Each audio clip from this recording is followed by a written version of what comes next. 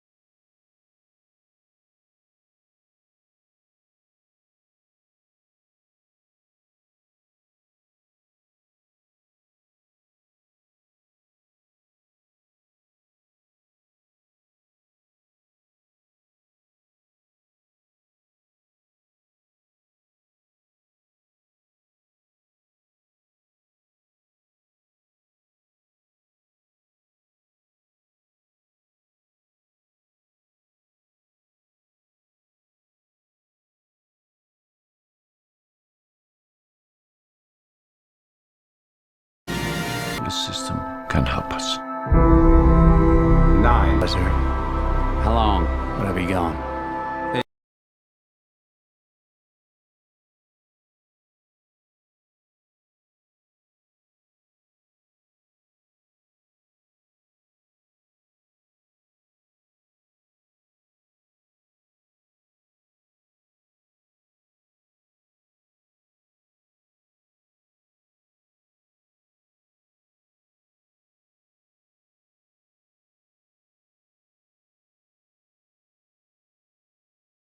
Seven.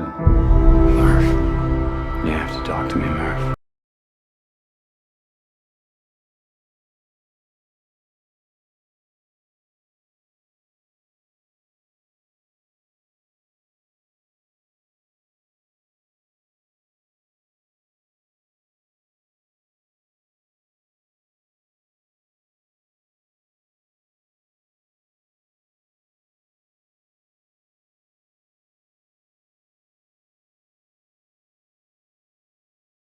I need to fix this before I go.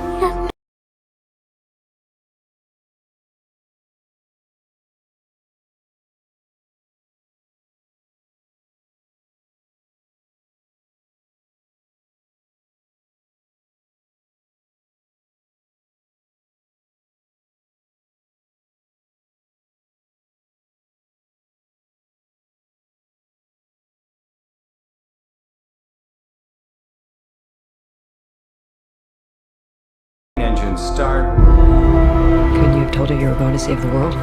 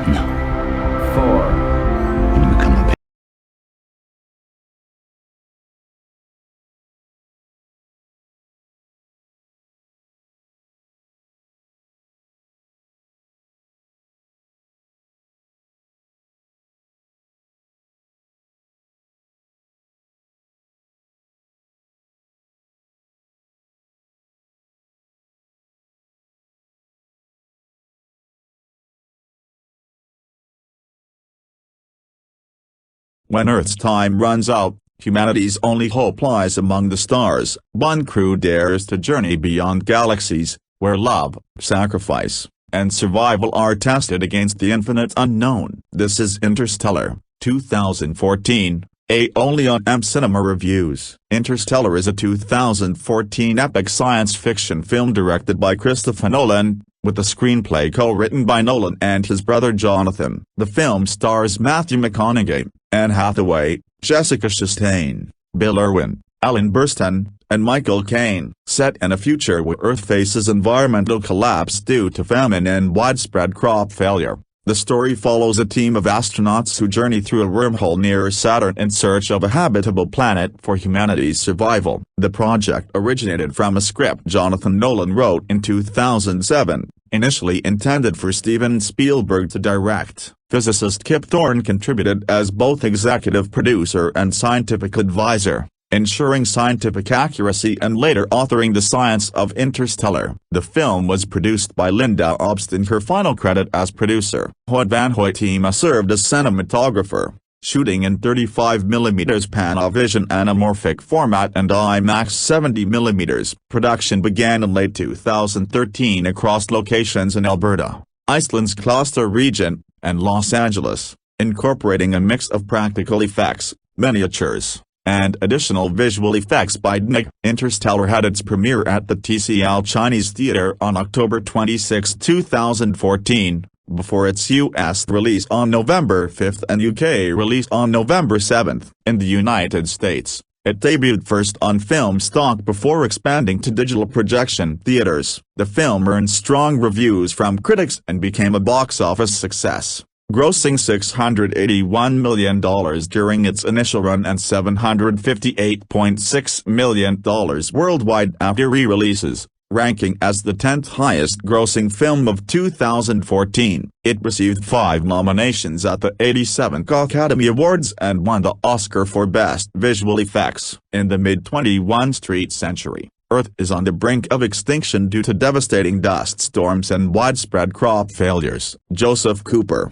a widowed ex-NASA test pilot, lives as a farmer with his children, Murph and Tom, along with his father-in-law Donald. Murph's teachers reprimand Cooper for telling her that the Apollo missions were real, not fabricated. One day, during a dust storm, Murph and Cooper notice strange dust patterns in her bedroom, which she initially attributes to a ghost. The patterns reveal coordinates, leading them to a hidden NASA facility overseen by Professor John Brand. Brand explains that decades earlier, a wormhole appeared near Saturn, providing access to another galaxy where 12 potentially habitable planets orbit a massive black hole called Gargantua. Volunteers of the Lazarus missions had already traveled through it, with Rhea Miller, Edmonds, and Manna reporting promising findings. Cooper is recruited to pilot the spacecraft Endurance on a mission to find a new home for humanity. The plan involves transporting 5,000 frozen embryos to establish a colony, while Professor Brand continues working on a gravity equation he claims could enable a large-scale exodus from Earth. Though Murph pleads with him not to leave,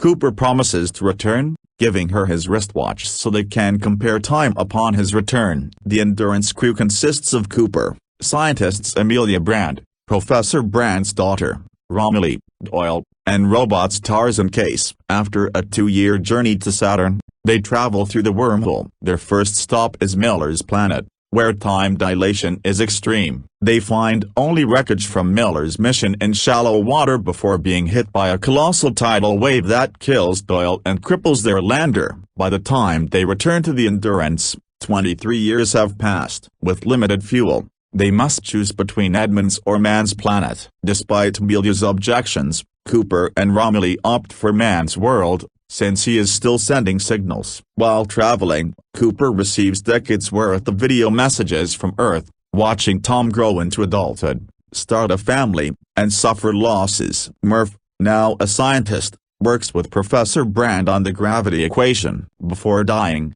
Brand admits the Endurance crew was never intended to return, as solving the equation required data from within a black hole. On Man's frozen planet, they revive him from cryostasis. He claims the planet is habitable, but later reveals he falsified his data out of desperation to be rescued. Man tries to kill Cooper and steals a lander to reach the Endurance. A trap he set kills Romilly, while Brand rescues Cooper with the remaining lander. Man dies in a failed docking attempt that severely damages the Endurance, but Cooper manages to stabilize it. With too little fuel to complete the mission, Cooper and Brand execute a slingshot maneuver around Gargantua, which costs them 51 years due to time dilation. Cooper and TARS eject into the black hole to lighten the ship, allowing Brand and Case to continue to Edmund's planet. Inside Gargantua's event horizon, Cooper finds himself in a tesseract composed of infinite moments within Murph's bedroom. Realizing it was constructed by advanced humans from the future,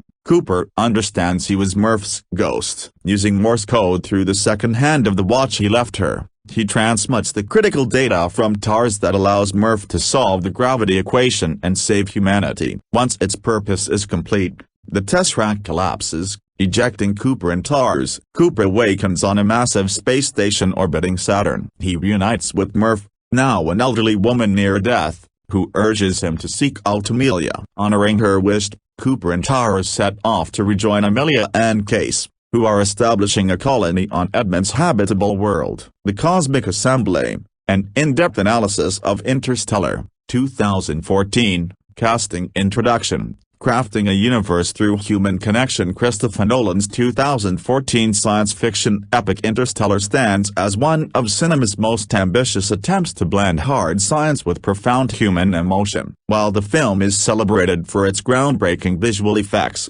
scientific accuracy, and philosophical depth, the true foundation of its success lies in its meticulously assembled cast. Interstellar features an ensemble cast led by Matthew McConaughey, Anne Hathaway, Jessica Chastain, Bill Irwin, Ellen Burstyn and Michael Caine, each bringing unique qualities that transformed what could have been a cold, cerebral science fiction film into an emotionally resonant masterpiece about love, sacrifice, and human survival. The casting process for Interstellar represents a masterclass in ensemble building, where each actor was selected not only for their individual talents but for how they would contribute to the film's larger emotional and thematic goals. From the leading roles that anchor the narrative to the supporting characters who provide crucial emotional beats, every casting decision was made with the understanding that this film would succeed or fail based on its ability to make audiences care about the fate of humanity through the lens of individual human stories. The genesis of casting choice is Christopher Nolan's vision. Christopher Nolan approached the casting of Interstellar with his characteristic attention to detail and commitment to authenticity. Having established himself as a director who could balance complex narratives with compelling character development in films like Inception and The Dark Knight trilogy,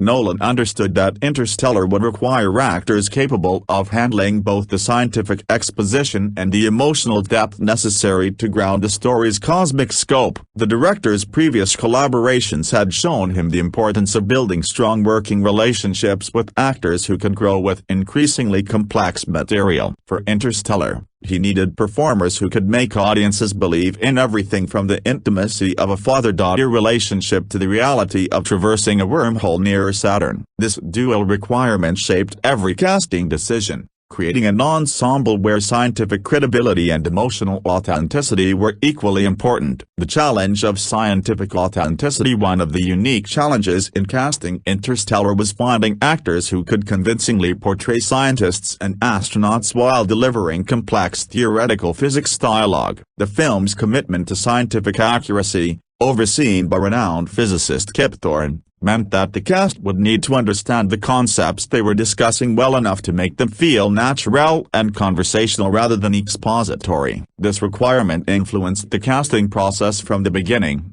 as Nolan and his team looked for actors who possessed not only dramatic ability but also the intellectual curiosity and capacity to master challenging material. The result was a cast of highly intelligent performers who could bring authenticity to roles that demanded both emotional depth and scientific literacy. Matthew McConaughey, The heart of the journey, the reconnaissance and perfect timing. Matthew McConaughey's casting as Cooper represents one of the most inspired decisions in recent cinema history, perfectly timed during what critics dubbed the reconnaissance as the actor's career renaissance that saw him transition from romantic comedy leading man to serious dramatic performer. McConaughey met with Nolan for about 2.5 hours at his house, a lengthy conversation that revealed the depth and thoughtfulness that would make him perfect for the complex role of Cooper. The timing of McConaughey's casting was crucial. His recent performances in Mud, 2012, The Lincoln Lawyer,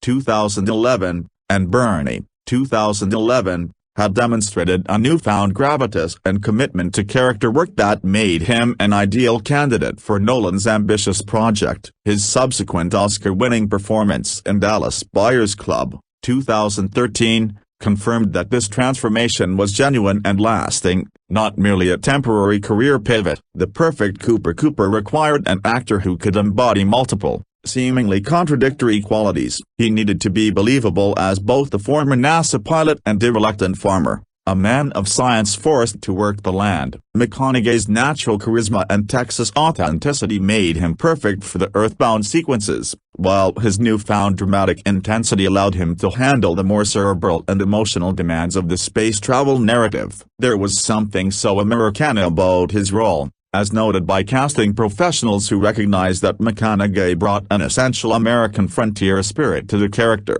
Cooper represents humanity's pioneering instinct, the drive to explore and discover that has propelled our species throughout history. McConaughey's ability to embody this quintessentially American archetype while also conveying the scientific curiosity and paternal devotion required by the role made him irreplaceable. The emotional anchor. Perhaps most importantly, McConaughey served as the film's emotional anchor, particularly in his relationship with his daughter Murph. The success of Interstellar depended on the audience believing in and caring about this father-daughter bond, as it serves as the emotional core around which all the cosmic events revolve. McConaughey's natural warmth and sincerity made these relationships feel authentic and profound. His performance in the scene where Cooper watches decades of video messages from his children, aging before his eyes due to time dilation, showcases his ability to convey complex emotions with subtlety and power. The progression from joy at seeing his family to heartbreak at witnessing their aging and disappointment required an actor capable of conveying multiple emotional layers simultaneously, a challenge McConaughey met with remarkable skill. Physical and technical demands. The role of Cooper also demanded significant physical commitment. Nolan's preference for practical effects meant that McConaughey would need to perform in rotating sets designed to simulate the disorienting effects of space travel. The actor's willingness to commit fully to these technical demands,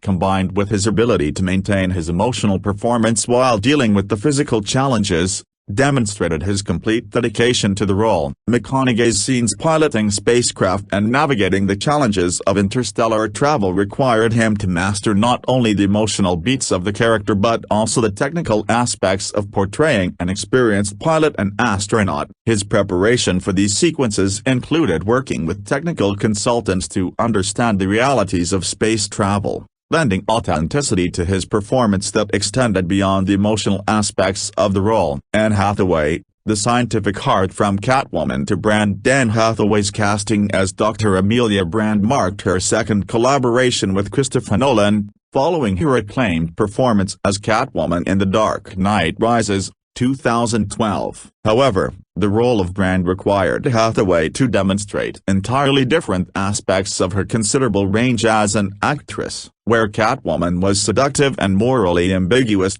Brand needed to be intellectually rigorous, emotionally vulnerable, and utterly committed to her scientific mission. The transition from Catwoman to Brand showcased Hathaway's versatility and her ability to completely inhabit different character types. Brand required her to be believable as a brilliant scientist while also conveying the deep personal emotions that drive her character's actions throughout the film. This dual requirement, a scientific credibility and emotional authenticity, made Hathaway's casting both challenging and inspired. scientific credibility and preparation. Dr. Brand's role as the expedition's biologist and one of its most prominent scientific voices required Hathaway to master complex theoretical physics and biological concepts. Her preparation for the role involved extensive work with the film's scientific consultants, including Kip Thorne, to understand the concepts she would need to explain and discuss convincingly. Hathaway's natural intelligence and curiosity made her well suited for this challenge. Her ability to make the film's scientific exposition feel like natural conversation between scientists rather than forced explanation for audiences was crucial to the film's success in balancing entertainment with education. Her discussions of everything from relativity and time dilation to the nature of wormholes and the possibilities of life on alien worlds needed to feel authentic and unforced. Emotional complexity and vulnerability beyond the scientific aspects.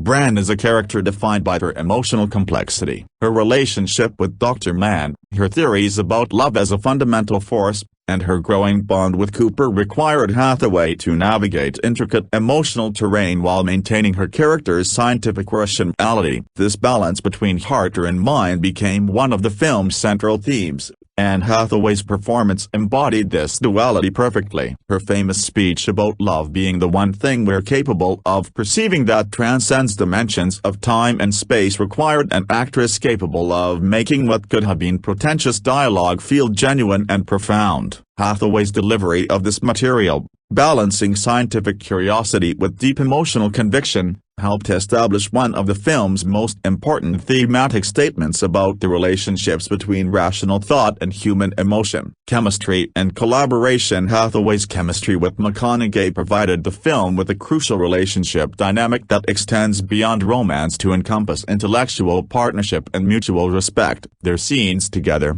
whether discussing scientific theories or making life or death decisions, demonstrate a meeting of equals that makes their collaboration believable and compelling. The development of this relationship throughout the film, from professional collaboration to deeper personal connection, required both actors to create a believable progression that felt natural despite the extraordinary circumstances. Hathaway's ability to maintain Brand's scientific objectivity while allowing her emotional walls to gradually lower demonstrated her skill in creating complex, evolving character relationships. Jessica Chastain. The evolution of Murph. The challenge of grown-up Murph. Jessica Chastain's casting as the adult Murph presented unique challenges that went beyond typical acting demands. She needed to maintain continuity with Mackenzie Foy's portrayal of young Murph while showing the character's evolution into a brilliant scientist capable of solving the gravitational equation that saves humanity. This required Chastain to honor the foundation laid by her younger counterpart while creating a fully realized adult character with her own agency and complexity. The role demanded that Chastain convincingly portray not only Murph's intellectual development but also her emotional growth and the lingering effects of her father's departure. The adult Murph carries both the inspiration Cooper provided and the abandonment she felt, creating a character defined by brilliant achievement shadowed by personal pain, scientific genius and mathematical brilliance. Adult Murph's role as the scientist who ultimately solves the equation enabling humanity's exodus from Earth required Chastain to portray mathematical genius convincingly. Her scenes working with gravitational data and complex equations needed to feel authentic while remaining dramatically compelling. Chastain's preparation involved extensive consultation with physicists and mathematicians to understand the concepts her character was manipulating. The breakthrough scene,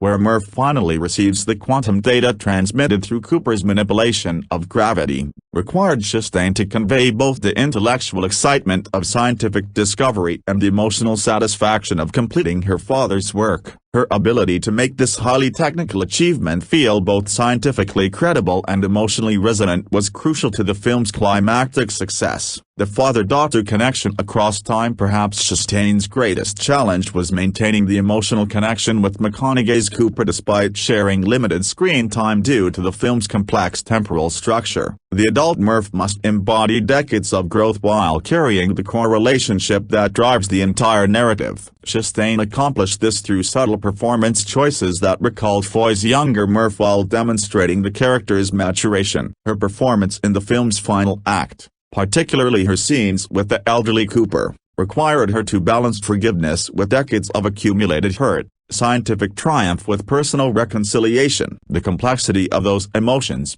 playing across multiple timeline perspectives simultaneously, showcased Chastain's sophisticated understanding of character development and emotional authenticity. Professional achievement and personal cost. Chastain's portrayal of Murph also explored the personal costs of scientific achievement. The character's dedication to solving her father's equation came at the expense of normal personal relationships and emotional well-being. Chastain brought depth to these aspects of the character, showing how professional success can coexist with personal sacrifice and emotional complexity. Her interactions with other characters, particularly in scenes showing her professional environment and personal relationships, demonstrated the ways that Murph's childhood trauma and scientific obsession shaped her adult life. Chastain's ability to convey these psychological depths while maintaining the character's essential strength and determination created a rich, multifaceted performance. Michael Caine. The moral complexity of Professor Brand. Nolan's frequent collaborator Michael Caine's casting as Professor Brand continued his fruitful collaboration with Christopher Nolan that had begun with Batman Begins,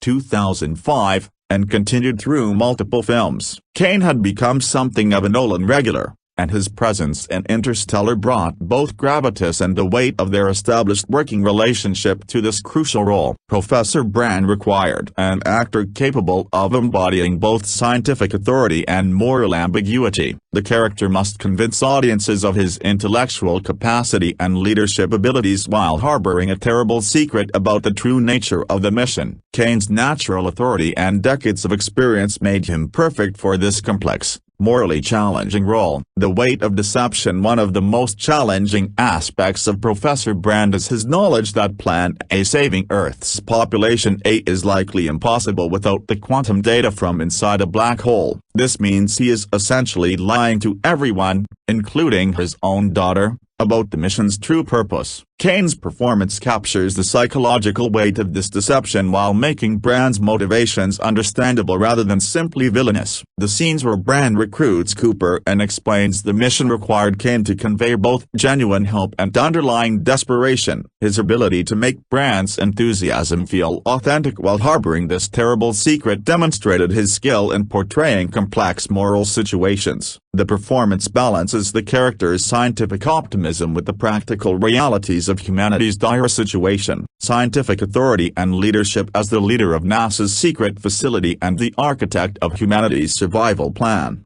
Professor Brand needed to be believable as one of the world's foremost scientists. Caine's preparation for the role involved understanding the theoretical physics underlying the character's work, allowing him to deliver complex scientific exposition with natural authority. His scenes explaining wormhole physics, gravitational manipulation, and the theoretical foundations of their mission required both scientific credibility and dramatic clarity. Caine's ability to make these expositions feel like natural conversation rather than forced explanation helped establish the scientific foundation upon which the entire narrative rests. The deathbed confession. Caine's deathbed confession scene with Jessica Chastain represents one of the film's most emotionally powerful moments. His delivery of the revelation that Plan A was likely impossible required him to convey both the relief of finally telling the truth and the guilt of having maintained the deception for so long. The scene needed to make Brand sympathetic despite his lies while also revealing the desperate calculation that drove his actions. The performance in the scene encapsulates Brand's entire character arc. A brilliant scientist who sacrificed personal integrity for what he believed was humanity's only chance at survival. Caine's ability to make this moral complexity compelling rather than simply condemnable helped audiences understand the impossible choices facing the characters throughout the film. The supporting ensemble, building a complete world. Mackenzie Foy. The foundation of young Murph. Mackenzie Foy's casting as young Murph was crucial to the film's emotional foundation. At 10 years old during filming, Foy needed to establish the father-daughter relationship that drives the entire narrative while demonstrating the intelligence and curiosity that would eventually make her character humanity's savior. Her natural intelligence and emotional maturity made her scenes with McConaughey completely convincing. The relationships between Cooper and young Murph serves as the film's emotional anchor, providing the personal stakes that make the cosmic-scale plot meaningful to audiences. Foy's performance needed to show both childish petulance and mature understanding. creating a believable child character who could carry significant dramatic weight. Her angry rejection of Cooper when he leaves for the mission feels completely authentic, as does her eventual understanding and forgiveness. Foy's portrayal also needed to establish Murph's scientific curiosity and mathematical gifts. Her scenes involving the gravitational anomalies in her bedroom required her to convey both fear and fascination,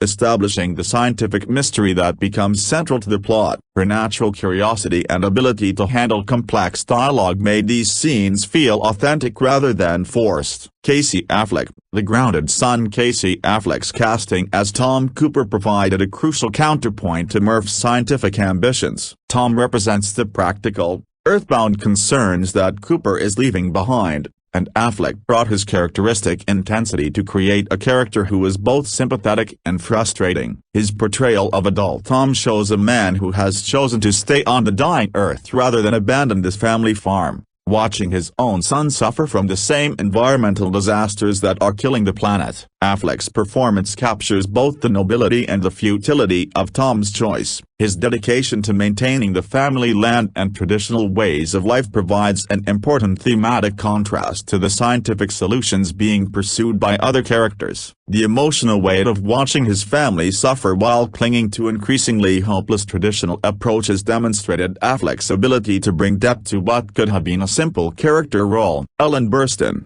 The Circle of Life. Ellen Burstyn's appearance as elderly Murph provides the film with its ultimate emotional climax. Despite limited screen time, her reunion scene with Cooper required an actress capable of conveying a lifetime of wisdom, achievement, and love in just a few minutes. Burstyn's performance captures both the joy of reunion and the practical understanding that Cooper belongs with the living rather than waiting for her death. Her delivery of the line "No parent should have to watch their child die" provides the film with one of its most profound moments, encapsulating the reversal of natural order that the time dilation has created. Burstyn's ability to convey both personal emotion and universal truth in this brief appearance demonstrated the power of experienced actors to create maximum impact with minimal screen time. John Lithgow. The earthbound wisdom. John Lithgow's casting as Donald, Cooper's father-in-law, provided the film with a warm paternal presence representing older ways of thinking about humanity's relationship with the Earth. Lithgow brought his natural warmth and intelligence to create a character who serves as both moral support and philosophical counterpoint to Cooper's dreams of exploration. Donald's role as the family's stabilizing presence during Cooper's absence required an actor who could convey both practical wisdom and emotional depth. Lithgow's scenes with the children, particularly his attempts to provide stability during their father's absence, demonstrated his ability to create believable family relationships that feel authentic rather than merely functional. Matt Damon. The surprise betrayal. Matt Damon's surprise appearance as Dr. Mann represents one of the film's most effective casting decisions. His natural likability made Mann's eventual betrayal more shocking and dramatically effective. Damon's performance needed to convince audiences both of Mann's initial credibility as a scientist and leader, and of his psychological breakdown due to isolation and desperation. The character of Dr. Mann required an actor who could make both his scientific authority and his eventual moral collapse believable. Damon's established screen persona as a reliable, competent performer made his character's deterioration more surprising and tragic. His scenes revealing Mann's deception about his planet's habitability and his desperate attempts to escape, required him to balance sympathy with condemnation, creating a complex antagonist rather than a simple villain. Bill Irwin. The Humanity in Machines. Bill Irwin's work as TARS, while technically a voice performance, deserves special recognition for bringing humor and humanity to what could have been a cold, mechanical character. Irwin not only provided the voice but also operated the physical robot on set, creating a seamless integration between performance and technology. TARS needed to serve multiple functions in the narrative: a scientific instrument, comic relief, and emotional companion, and Irwin's performance balanced these requirements perfectly. His delivery of TARS's humor settings and his interactions with the human characters created a robot personality that felt genuinely artificial intelligence rather than simply human consciousness in a mechanical body. David Gyasi. The Cost of Time. David Gyasi's Romilly serves as the expedition's physicist, and his performance effectively demonstrates the personal costs of the mission's time dilation effects. His aged appearance when Cooper and Bran return from the water world powerfully conveys the passage of time and the isolation he has endured. Gyasi's portrayal captures both the wonder of scientific discovery and the loneliness of his vigil. His scenes explaining the physics of their situation and his reactions to the decades of waiting required an actor capable of conveying both scientific understanding and deep emotional impact. Gyasi's ability to make Romilly's sacrifice feel both scientifically necessary and personally tragic added important emotional weight to the film's exploration of time and relativity. Wes Bentley, the first casualty. Wes Bentley's oil represents the expedition's first casualty, dying on the water world due to miscalculations about time dilation. Bentley brought competence and likability to the role, making Doyle's death feel like a genuine loss rather than mere plot mechanics. His performance established Doyle as a capable scientist and team member whose death serves as a crucial turning point in the mission. The character needed to be believable as both a scientist qualified for interstellar exploration and as someone whose death would have emotional impact on both the characters and the audience. Bentley's natural intelligence and screen presence made these requirements achievable within the limited screen time available for the character. The casting process. Behind the scenes, John Papsidra's vision. The casting of Interstellar was overseen by casting director John Papsidra, whose collaborative approach with Christopher Nolan created the ensemble that brought the film to life. Papsidra's work required finding actors who could handle both the film's scientific complexity and its emotional depth, a dual requirement that shaped every casting decision from the leads to the smallest supporting roles. The casting process involved extensive consultation with scientific advisors to ensure that the selected actors could credibly portray their characters' expertise. This scientific authenticity requirement influenced not only the selection of actors but also their preparation process, with many cast members working directly with physicists and other specialists to understand their characters' knowledge and capabilities. Balancing star power and authenticity. The casting strategy balanced well-known stars with character actors and less familiar faces, creating an ensemble that felt both commercially viable and artistically authentic. The decision to cast established stars like McConaughey and Anne Hathaway in the lead roles provided the film with the star power necessary to attract audiences to such an ambitious and complex story, while the supporting cast brought depth and believability to the world being created. This balance extended to the consideration of how different actors' screen personas would interact with their characters' requirements. The casting team needed to consider not only individual performances but also how the entire ensemble would work together to create a believable scientific community and family structure. Age and temporal considerations. The film's complex temporal structure, involving time dilation and characters aging at different rates, created unique casting challenges. The team needed to consider how different actors would age throughout the story and how to maintain character continuity across different time periods and age ranges. The decision to cast different actors for different ages of the same characters,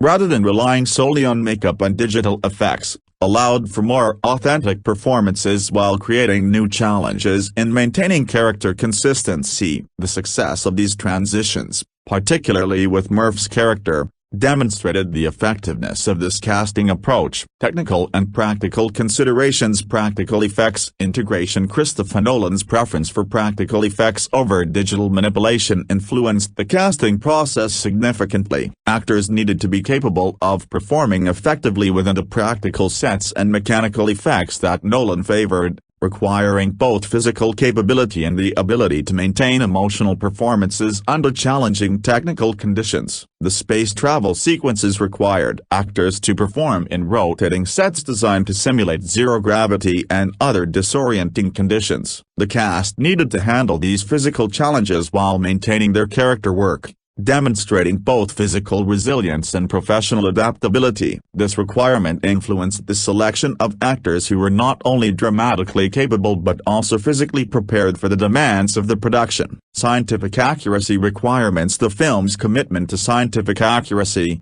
overseen by physicist Kip Thorne, created unique preparation requirements for the cast. Actors needed to understand the scientific concepts underlying their dialogue well enough to make technical exposition feel natural and conversational rather than forced or artificial. This preparation extended beyond simple memorization to genuine comprehension of complex theoretical physics, requiring cast members to invest significant time and effort in scientific education. The success of this approach is evident in the film's ability to make complex scientific concepts accessible to general audiences while maintaining scientific credibility. IMAX and technical filming demands. The film's use of IMAX cameras and advanced filming techniques created additional technical challenges for the cast. The specialized equipment and formats required actors to adapt their performances to different technical specifications while maintaining consistency across different filming methods. These technical considerations influenced both the casting decisions and the preparation process,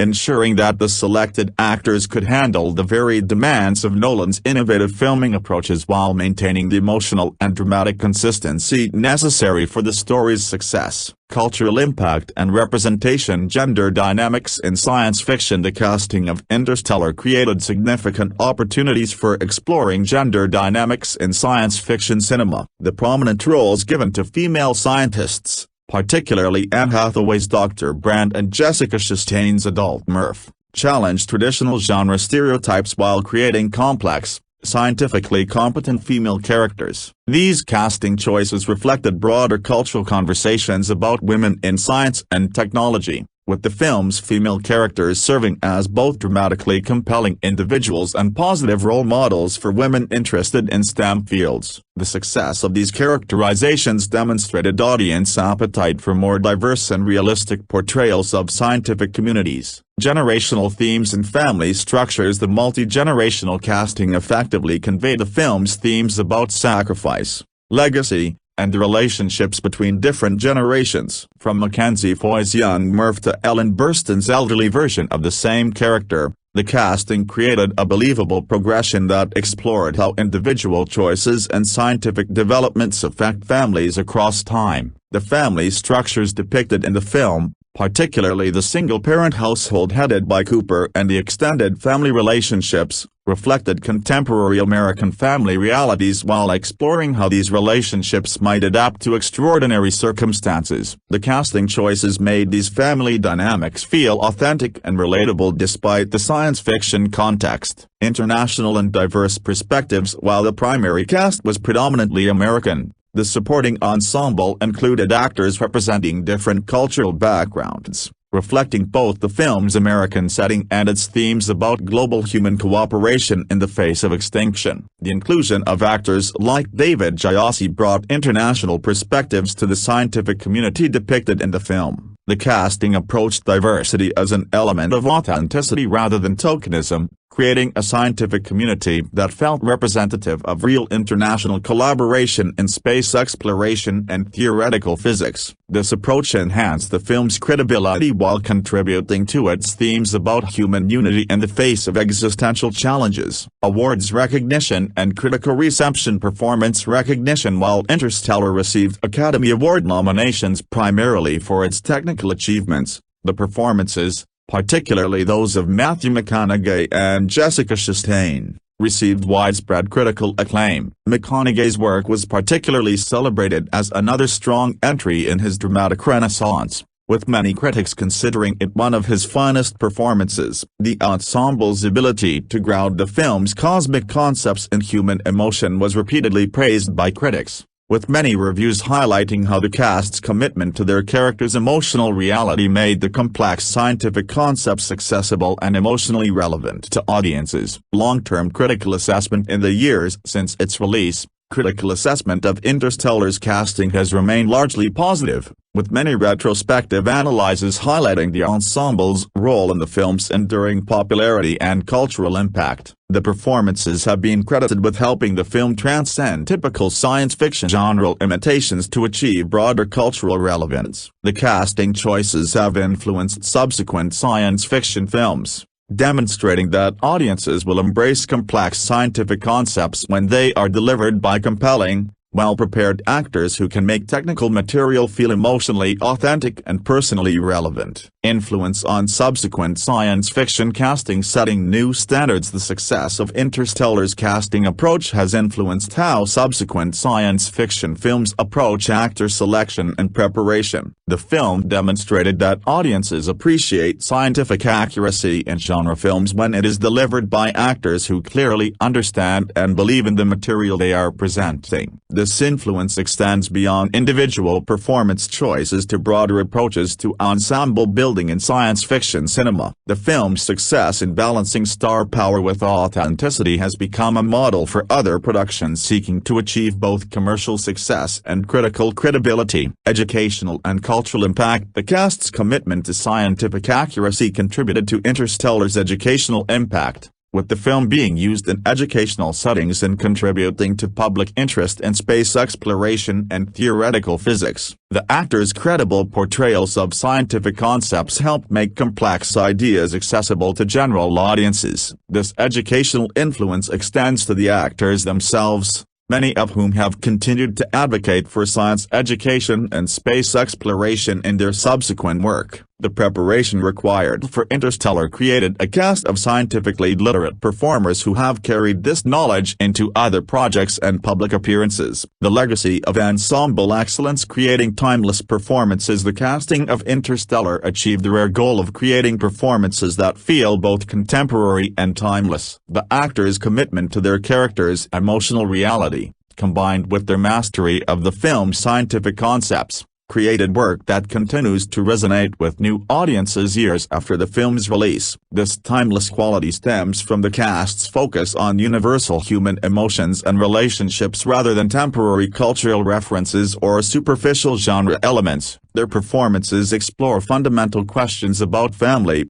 sacrifice, love, and survival that transcend the specific science fiction context. Influence on actor career trajectories. Interstellar had significant impacts on the career trajectories of its cast members, reinforcing McConaughey's dramatic credentials, demonstrating Hathaway's range beyond her previous roles, and establishing Chastain as one of Hollywood's most reliable performers for intelligent, complex roles. The film's success showed that actors could take on challenging, scientifically complex roles without sacrificing emotional authenticity or commercial appeal. This has encouraged other performers to seek out similarly demanding projects that require both intellectual and emotional preparation. Conclusion. The perfect constellation. The casting of Interstellar represents a perfect constellation of talent, timing, and vision that created one of cinema's most successful attempts to blend hard science with profound human emotion. Christopher Nolan and his casting team assembled an ensemble capable of handling the film's unique demands while creating performances that continue to inspire and move audiences. From McConaughey's career-defining work as Cooper to the smallest supporting roles,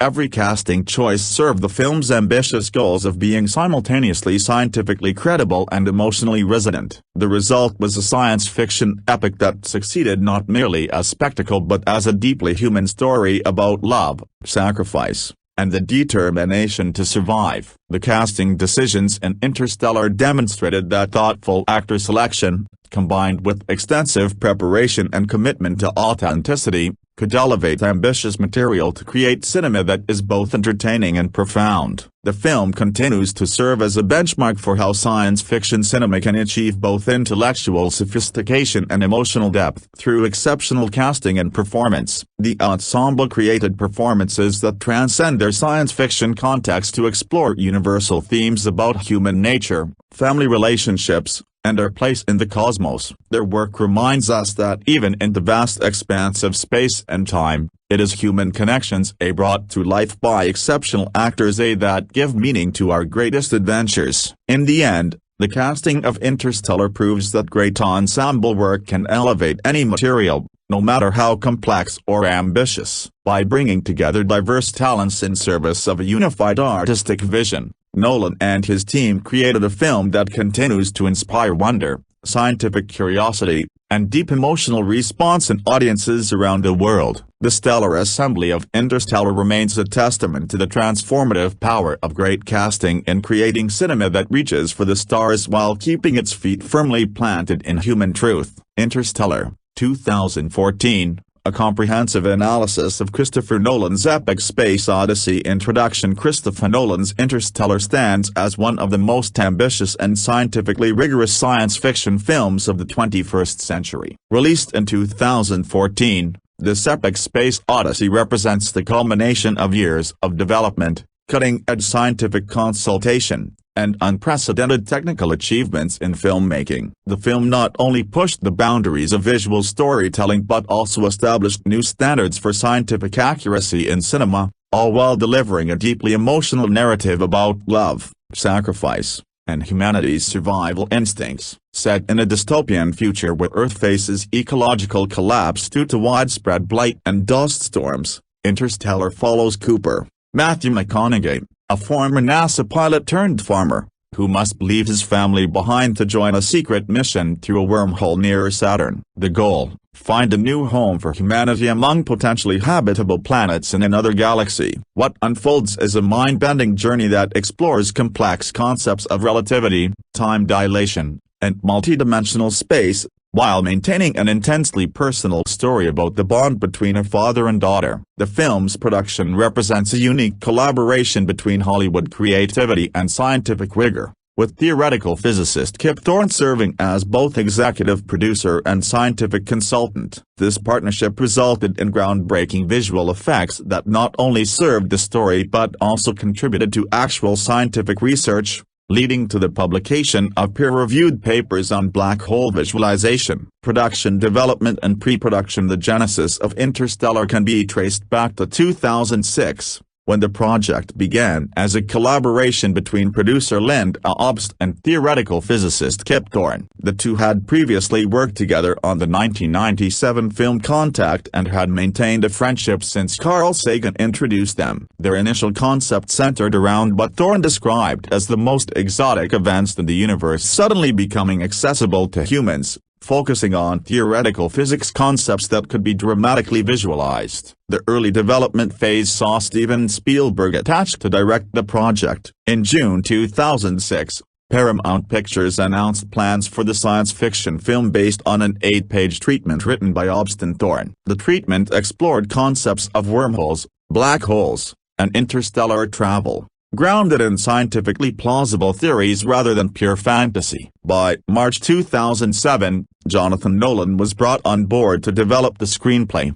spending the next 4 years crafting a script that would balance scientific accuracy with compelling narrative drama. Jonathan Nolan's approach to the screenplay was deeply influenced by his research at the California Institute of Technology, where he studied relativity to understand the scientific concepts that would drive the story. His script was also colored by his pessimism about the declining state of space exploration, particularly the end of the Space Shuttle program and NASA's lack of funding for human Mars missions. Drawing inspiration from dystopian science fiction films like Wall-E, 2008, and Avatar, 2009. He crafted a story set in a resource-depleted future that reflected contemporary environmental concerns. The project underwent a significant change in direction when Spielberg moved his production company, DreamWorks, from Paramount to Walt Disney Studios in 2009. This transition left Paramount in need of a new director for Interstellar. Jonathan Nolan recommended his brother Christopher,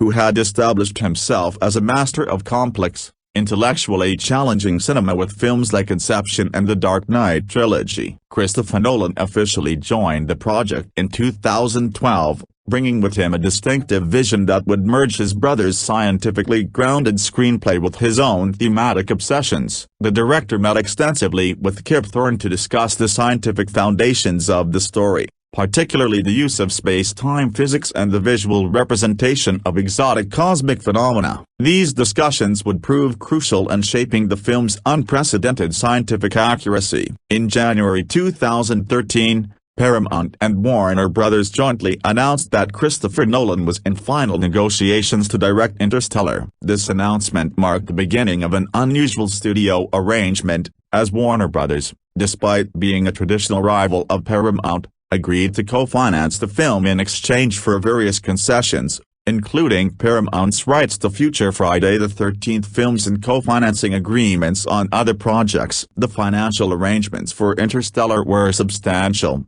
with reports indicating that Nolan would receive a salary of $20 million against 20% of the total gross. The film's budget was set at $165 million, reflecting the scope of Nolan's vision and the technical challenges involved in bringing the story to screen. Christopher Nolan's approach to merging the existing screenplay with his own vision involved maintaining the first-act's Earth-bound setting while completely reimagining the space-based portions of the story. He was particularly drawn to Jonathan's conception of the opening hour, which depicted a world ravaged by environmental disaster reminiscent of the 1930s Dust Bowl. To achieve authentic period atmosphere, Nolan studied Ken Burns' documentary The Dust Bowl and even secured permission to use some of the documentary's interview footage in his film. The casting process reflected Nolan's desire to find actors who could embody both the scientific concepts and emotional core of the story. He was particularly interested in Matthew McConaughey after seeing an early cut of the 2012 film Mud,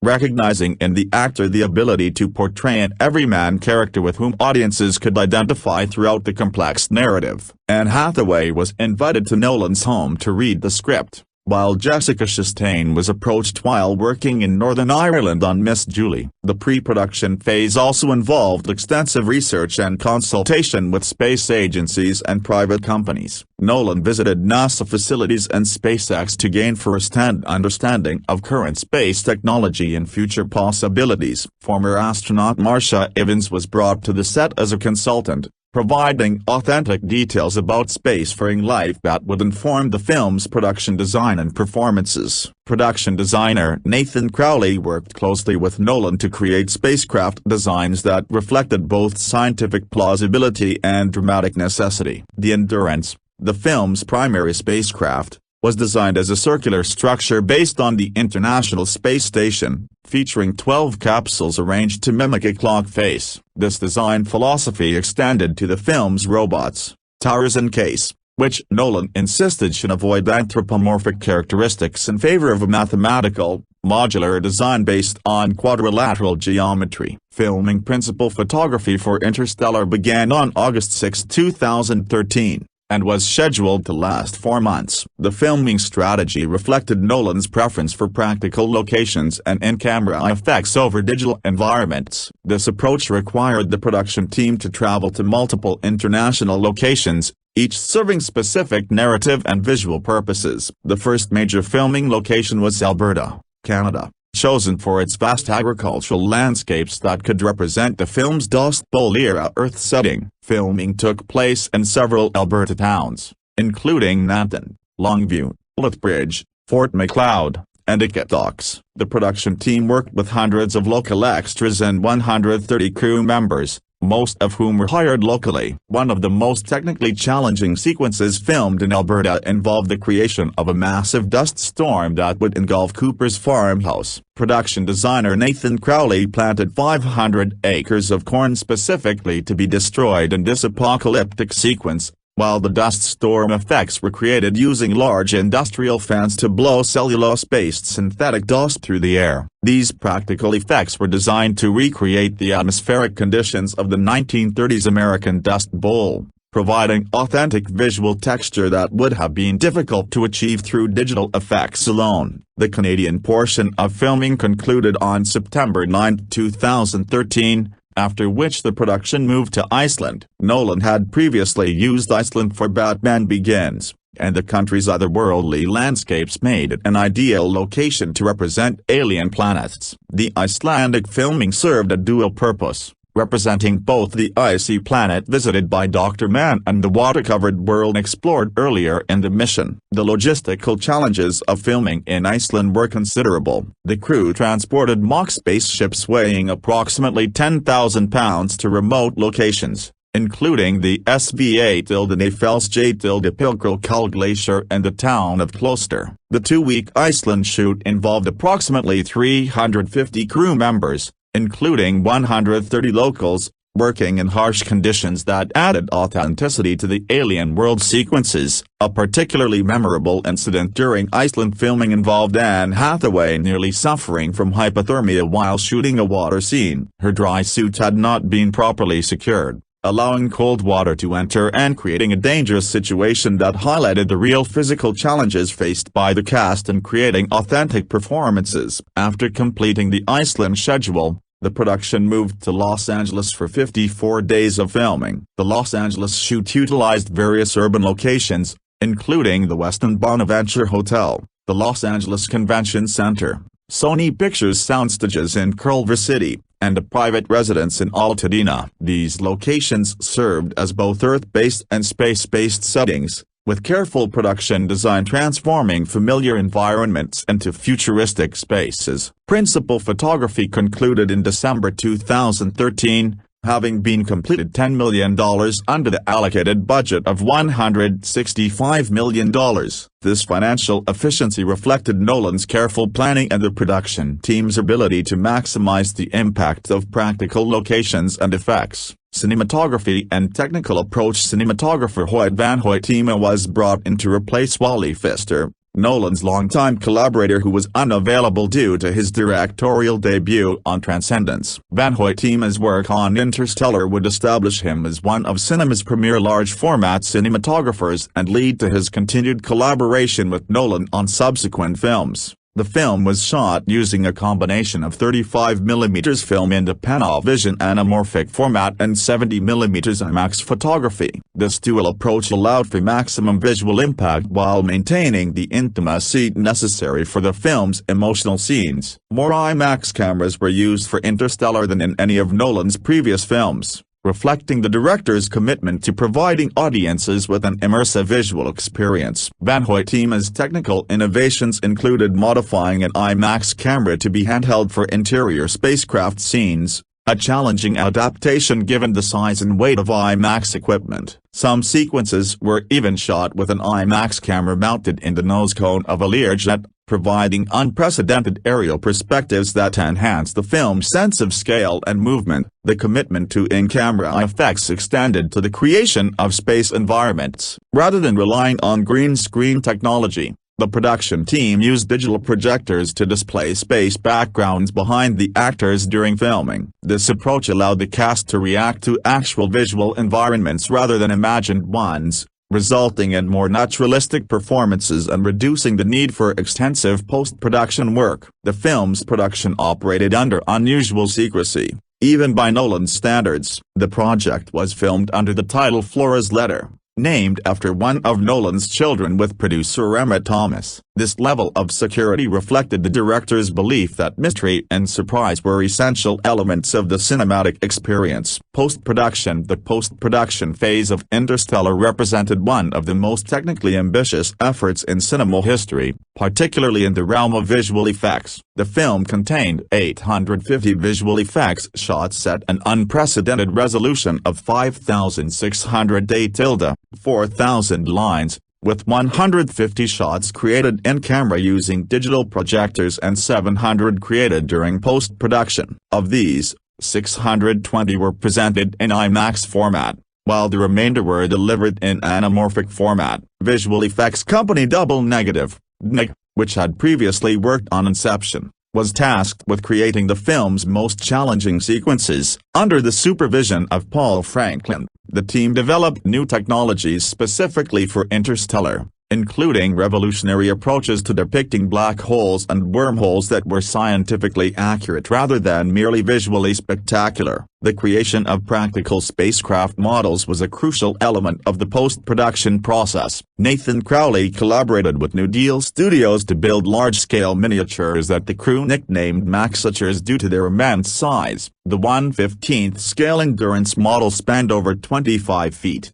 while the Ranger and Lander miniatures reached 46 feet and 49 feet respectively. These models were large enough for Van Hoytema to mount IMAX cameras directly onto the spacecraft, mimicking the visual style of NASA IMAX documentaries. The models were operated using sophisticated 6-axis gimbal systems and motion control rigs that allowed precise manipulation of their movements. These movements were filmed against background plates of space using VistaVision cameras, creating a seamless blend of practical and digital effects that gave the spacecraft a tangible presence in space environments. Sound design and audio engineering. The audio post-production of Interstellar was overseen by sound editor Richard King, with audio engineers Greg Longacre and Gary Rizzo handling the complex task of audio mixing. Nolan paid particular attention to the sound design, focusing on details that would enhance the realism of space travel, such as the sound of buttons being pressed through astronaut gloves. The film's sound mix was specifically designed to take maximum advantage of theater equipment,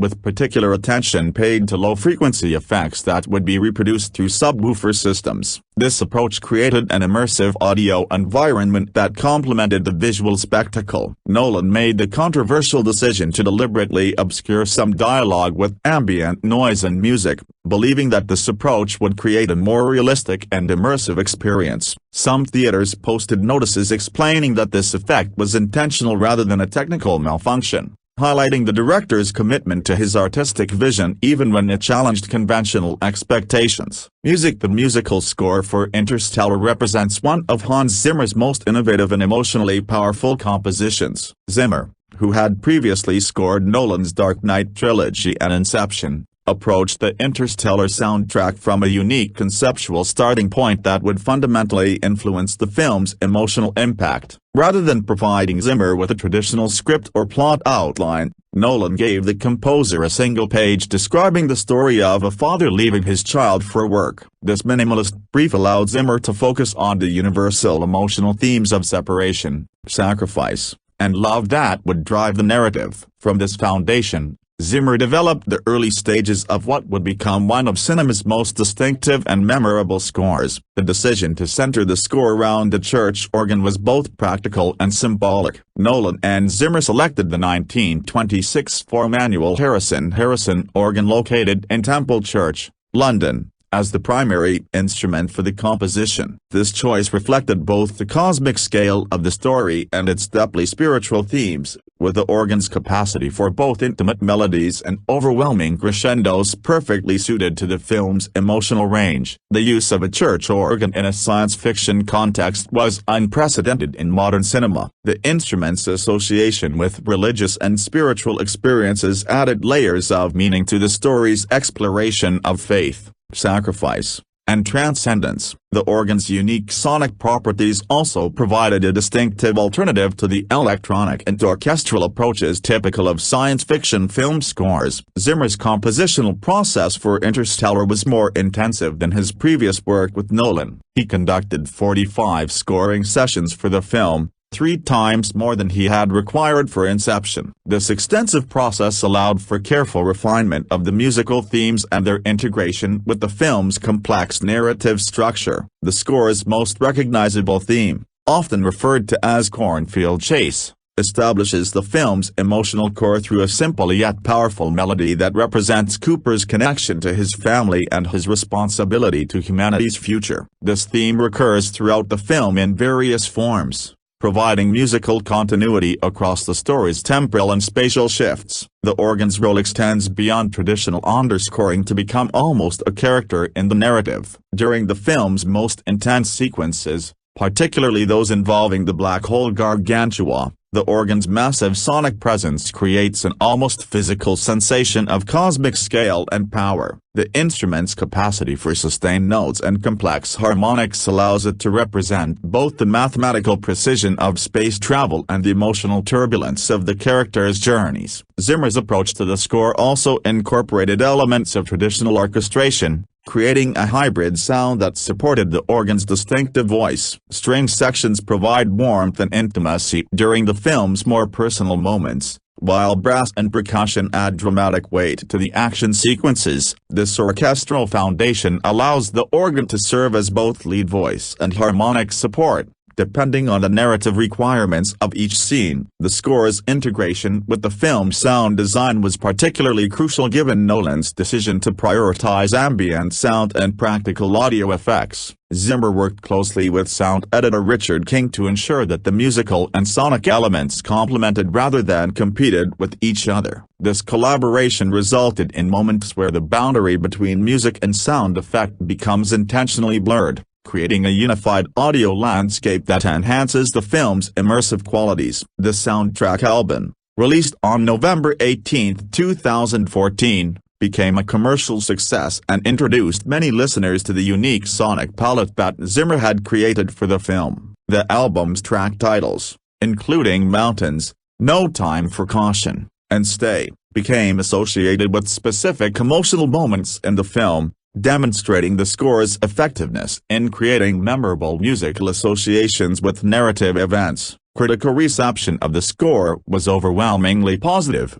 with many reviewers noting its innovative use of the organ and its emotional effectiveness. The score received an Academy Award nomination for Best Original Score, recognizing Zimmer's achievement in creating a distinctive musical identity for the film. The nomination also acknowledged the score's technical innovations, particularly in the recording and processing of the organ performances. The theatrical release strategy for Interstellar reflected both the film's technical ambitions and its commercial potential as a major blockbuster. The release plan was carefully designed to maximize the impact of the film's large-format presentations while building audience anticipation through an extended marketing campaign. Marketing for the film began with a teaser trailer that debuted on December 13, 2013, nearly a year before the film's release. The trailer featured clips related to space exploration accompanied by Matthew McConaughey's voiceover, establishing the film's themes without revealing specific plot details. This approach maintained the mystery that Nolan considered essential to the cinematic experience while generating early interest among both science fiction enthusiasts and mainstream audiences. The theatrical trailer debuted on May 5, 2014,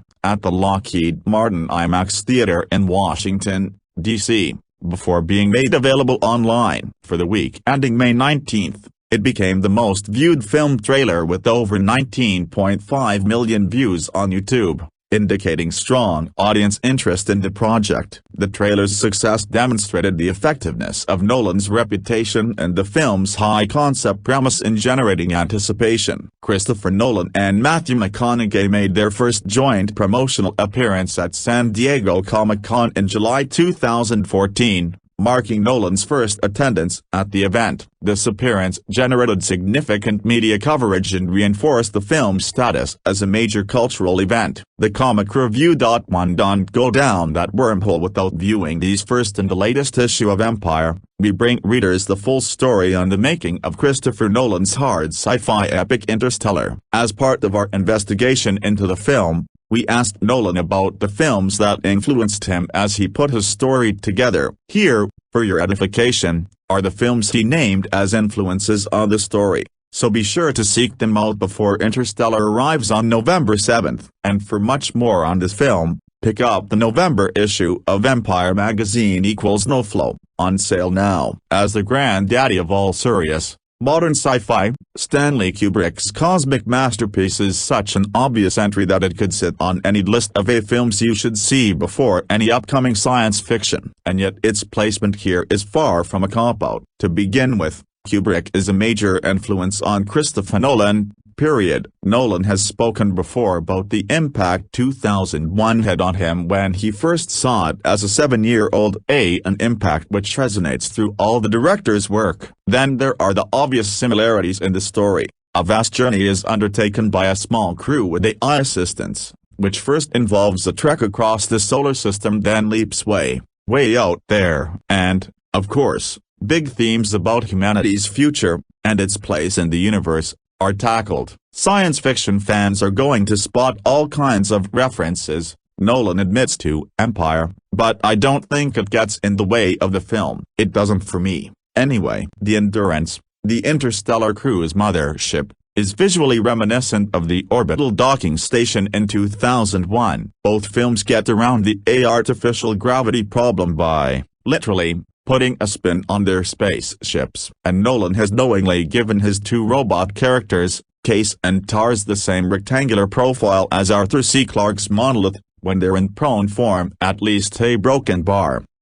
While he's keen his film be as remarkable for its differences the 2001 is for its similarities, Nolan's not afraid of discussing Interstellar's influences. I think if you try and hide your influence too much, you're gonna wind up making something insincere, he says. You have to do what you love. You don't sweep it under the rug. I think also, the movies you grow up with, the culture you absorb through the decades, becomes part of your expectations while watching a film. So you can't make any film in a vacuum. We're making a science fiction film a broken bar. You can't pretend 2001 doesn't exist when you're making Interstellar. You just dive in and do what excites you. There'll be people who will spot every reference along the way. There'll be some people for whom it'll seem new and fresh. I think the best you can hope for as a filmmaker is that you've been respectful towards your influences and you've done something fresh with the combination of things that you've put together. Well, easy there. We are not saying there are aliens in Interstellar. There may be aliens in Interstellar, who knows? But that's not why Ridley Scott's Deep Space Stalker horror has made the list. It's all about the aesthetic, the approach to the production design. Interstellar is set-based and location-based with a minimum of green screen. Its environments are practical, tactile, unapologetically analog. In other words, Nostromo rather than Prometheus. My rule of thumb was we didn't want any kind of gratuitous futurism in the sets, says Nolan. Everything would be functional and feel real to the actors. They could flip the switches and use the control stick and actually have it feel like it means something. As with 2001, it all goes back to the things that made an impression on him during his formative years. For me growing up in the 70s, the reality of the grit and the grime of films like Alien, or the first Star Wars, those always stuck in my head as being how you need to approach science fiction. It has to feel used and as real as the world we live in. And I didn't want design for design's sake. There's a lot of what I referred to Nathan Crowley, production designer, as getting a bunch of styrofoam boxes and spray painting them silver and sticking them on a wall, as if that meant something, whereas it doesn't. We tried to approach it from exactly the opposite point of view, which just says, if there'd be a switch here that does something, we'll put the switch here. For a time, Interstellar was a Steven Spielberg film. Spielberg was no doubt as attracted to this story as he'd once been compelled to write Close Encounters, given the fact that his father, Arnold, was an amateur astrophysicist. Plus it's another grand journey film with a family at its heart, a broken bar and a father who leaves his family behind to venture into the great beyond. We shouldn't necessarily be surprised that Nolan was keen to pick the project up after Spielberg left it. After all, he grew up with Spielberg's films, and was keen to revive an approach to blockbusters that he felt has slipped to the wayside in recent years. When you think of Close Encounters, when you think of all his other movies, there's just a great spirit to them that I wanted to capture, says Nolan. There's a language to those films that's very classical, almost old-fashioned, and Spielberg and Lucas and all those guys just did it so well. They were also family entertainments that, by today's standards at least, had a hard edge to them. Absolutely. Close Encounters is very harsh, in a way, Nolan agrees. Harsh realities. But what I loved about some of the best of those films of that period, and what I tried to do with this film, was that whatever the fanciful element of the story was, they were about families. They were about people, about relationships. Not in any kind of tedious or preachy way, but in a really fundamental way that you can relate to. They said something about how we live our lives while introducing the fantastical and the extreme. I think it's a powerful form of storytelling, and it's been quite a challenge to embrace that. Philip Kaufman's epic adaptation of the Tom Wolfe book,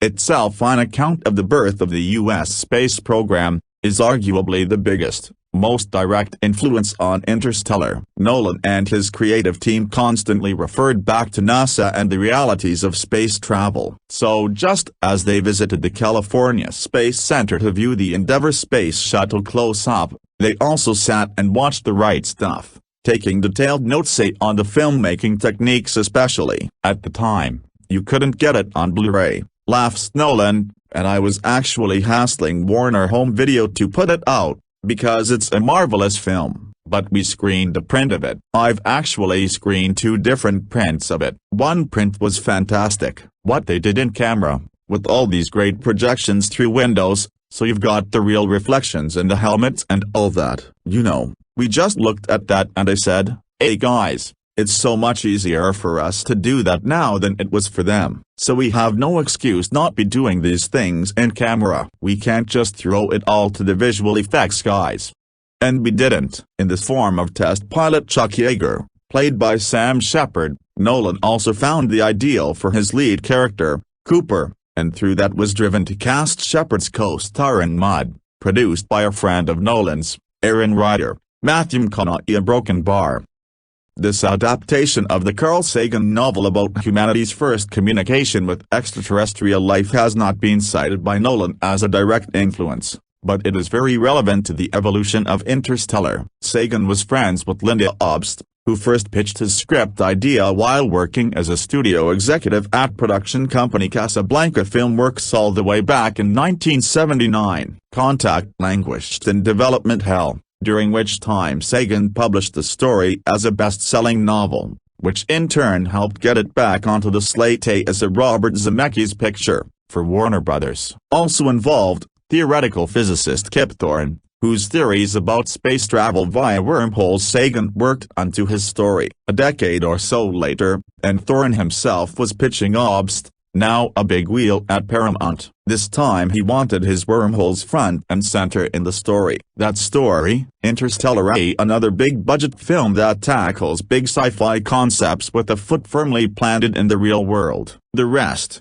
of course, is well chronicled, but then there's that other connection point. Matthew McConaughey. In Contact, he was cast as Minister Palmer Joss, who represented the belief in God part, in the actor's own words. In Interstellar he's the main man, the pilot Cooper. Still, it certainly seems to have primed him for his Nolan adventure. After Contact, he says, I started to really think it would be foolish to not think that there isn't life out there. A Broken Bar.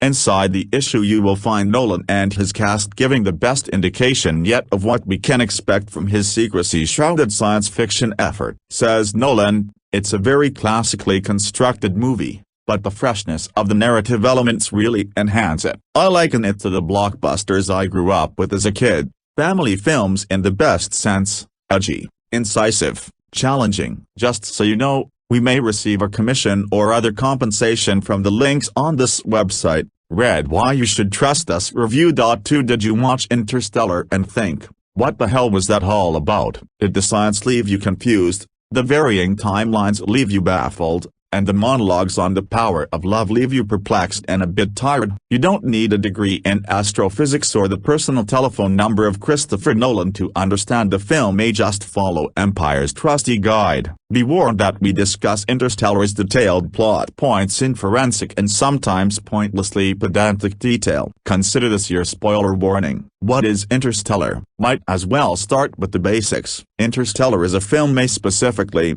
a 2014 science fiction epic, directed by Christopher Nolan and starring Matthew McConaughey, Jessica Chastain, Anne Hathaway, John Lithgow and Michael Caine. Set in a future where a failing Earth puts humanity on the brink of extinction, it sees an intrepid team of NASA scientists, engineers and pilots attempt to find a new habitable planet, via interstellar travel. Read Empire's 5-star review right here. When does Interstellar take place? It's not clear. There's no title card at any point giving a date, and Nolan has been cagey about specific details. A clue comes from the early dialogue between Coop, McConaughey, and his father-in-law, Donald, John Lithgow, during an amateur-looking baseball game. Donald, in my day we had real ball players. Who are these bums? Coop, well, in my day, people were too busy fighting over food to even play baseball. This neat sprinkling of backstory seems to suggest that when Coop was young, the world came near to collapse due to food shortages. It also suggests that when Donald was young,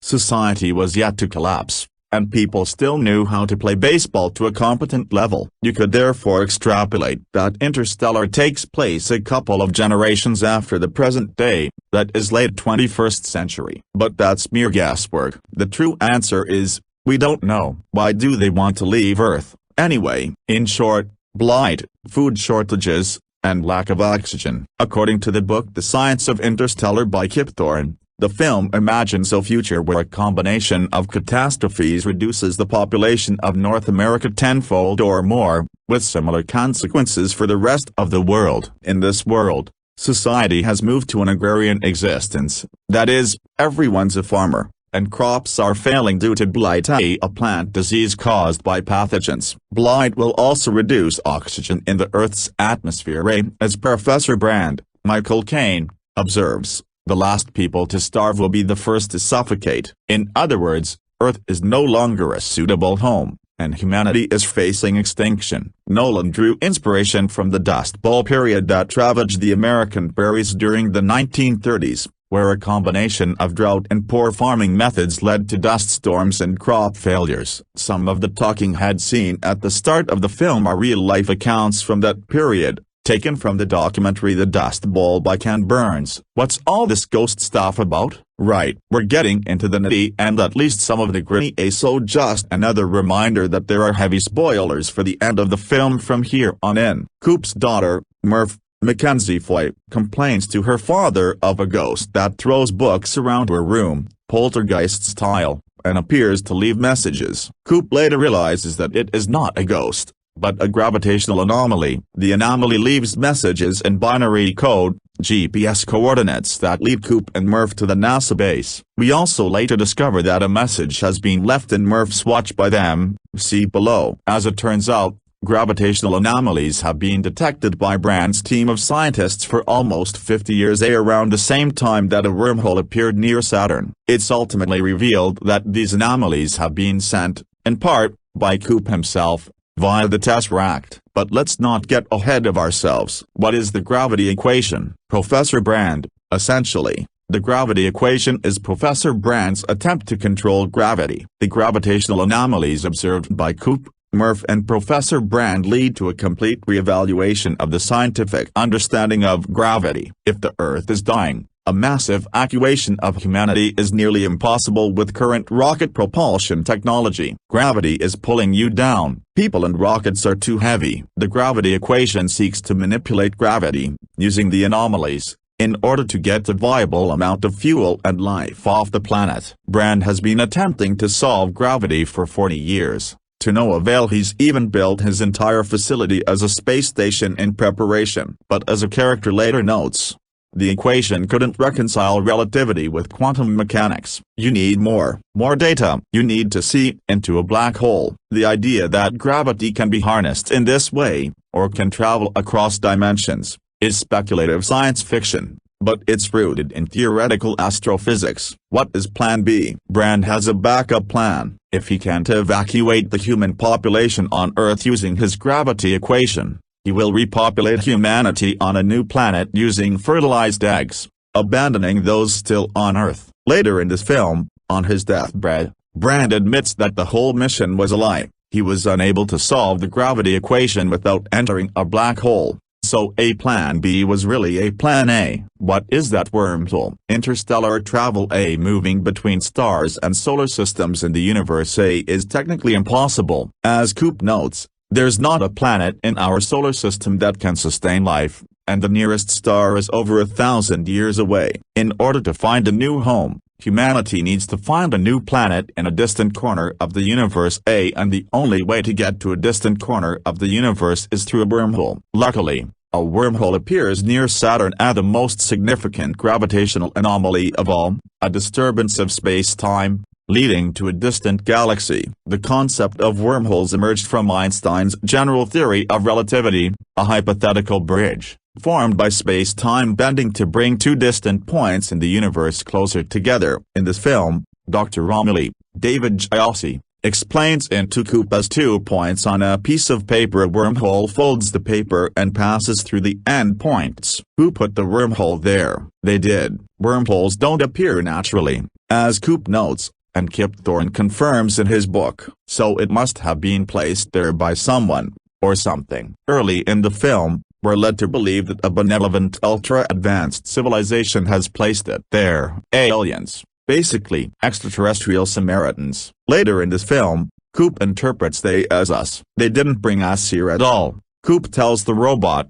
TARS, we brought ourselves. It is Coop himself who sent himself the coordinates to NASA and the quantum data from the Tesseract. See below. And it's implied that the ultra-advanced civilization are in fact humans from the future, who have mastered quantum mechanics to the extent where they exist in 5 dimensions, that is, they can move forwards and backwards in time and space with ease. We never meet this advanced civilization like a lot of Nolan's work. That element is left carefully ambiguous. Why does time move faster on Miller's planet? In a word, relativity. After passing through the wormhole, Coop's team decide to land on Dr. Miller's ocean planet. It's orbiting Gargantua, the massive glowing black hole that exists in the foreign galaxy. Due to Gargantua's massive gravitational pull, every hour on that planet is 7 years on Earth. After a massive tidal wave hits the spacecraft and delays their exit, they find that 23 years have passed on Earth. Gargantua warps space-time. Its gravitational strength bends Miller's planet, which, according to Kip Thorne, is as near to Gargantua as it can get without falling in, stretching and squeezing it toward and away from the black hole. Compared to Earth, space-time on Miller's planet has been warped, hence why the crew say they must think of time as a resource, just like food or oxygen. Einstein's theory of relativity is key to all this. His revolutionary 1915 theory proposed that the larger the object, the more space-time is warped and twisted. Space-time is warped around Earth, for example, as proved by a 2004 satellite, for a black hole with a circumference of 1 billion kilometers, as Gargantua is, space-time is warped considerably more. As Romilly says, that's relativity, folks. What's love got to do with it? Love is a key theme in the film. It leads to some scenes that tend to divide people into 2 camps: those who think it is a powerful and emotional antidote to the film's heavy scientific concepts, and those who think it is cheesy sentimental hogwash. Love is the one thing that we're capable of perceiving that transcends dimensions of time and space. Whichever camp you fall in, Christopher Nolan would like you to accept it as an important part of the film's architecture. It's discussed in a key scene between Coop and Dr. Brand, Anne Hathaway, when they debate which planet to visit first. Brand, maybe, love, means something more, something we can't yet understand. Maybe it's some evidence, some artifact of a higher dimension that we can't consciously perceive. I'm drawn across the universe to someone I haven't seen in a decade who I know is probably dead. Love is the one thing that we're capable of perceiving that transcends dimensions of time and space. Maybe we should trust that, even if we can't understand it. Coop is skeptical, but later in this film, he changes his mind, telling TARS that love is quantifiable. It is love which drove him to give Murph a watch as a parting gift, and love that gives him faith she will return to her childhood bedroom to find it. It's love, Nolan would like us to believe, that saves the universe, and perhaps love that exists as a quantifiable higher dimension, better understood by future civilizations. Or maybe it's just for selling Valentine's Day cards. Wait a minute, Matt Damon is in this film, and he's evil? Yep, Matt Damon cameos as Dr. Mann, the leader of the Lazarus mission which first explored the foreign galaxy. Damon's appearance, emerging from the cryo-sleep, came as a surprise to many audiences first watching. Nolan deliberately kept his involvement in the project under wraps. He was not involved in any of the pre-release publicity. He's not evil, per se, but he is a bit of a dick. Man is an example of humanity's selfish nature, as surname is a not particularly subtle bit of signposting, as he deliberately manipulates his data to pretend that his ammonia-filled planet is habitable. He sabotages Coop's crew purely to escape from the planet and make it back to Earth. So, are Interstellar and The Martian connected? Despite many people on the internet apparently thinking otherwise, it's entirely a coincidence that Interstellar and The Martian, 2 movies released less than a year apart, feature Matt Damon as an astronaut stranded on a distant planet. Damon himself has acknowledged the coincidence, telling one interviewer that he initially hesitated signing on to The Martian, so soon after a similar role, but director Ridley Scott convinced him. "I thought it might be weird," Damon said, "if, after taking a year and a half off, I played another dude stranded on a planet." To which Scott apparently replied, "The movies are totally fucking different." Fair enough. What exactly is that word bookshelf kaleidoscope acid trip thing? This is referred to in the script as the A-Tesseract. No, not the blue cosmic cube thing floating around the Marvel Cinematic Universe. In geometry, a tesseract is a hypercube, a four-dimensional version of a cube. A tesseract is to a cube as a cube is to a square. In Interstellar, it is where Coop and TARS enter after passing through the event horizon, the boundary at which not even light can escape, of the gargantua black hole. TARS explains to Coop that the ultra-advanced beings constructed this three-dimensional space inside of their five-dimensional reality to allow you to understand it. Time is represented as physical dimension. Coop sees Murph's bedroom, from when she is 10 years old,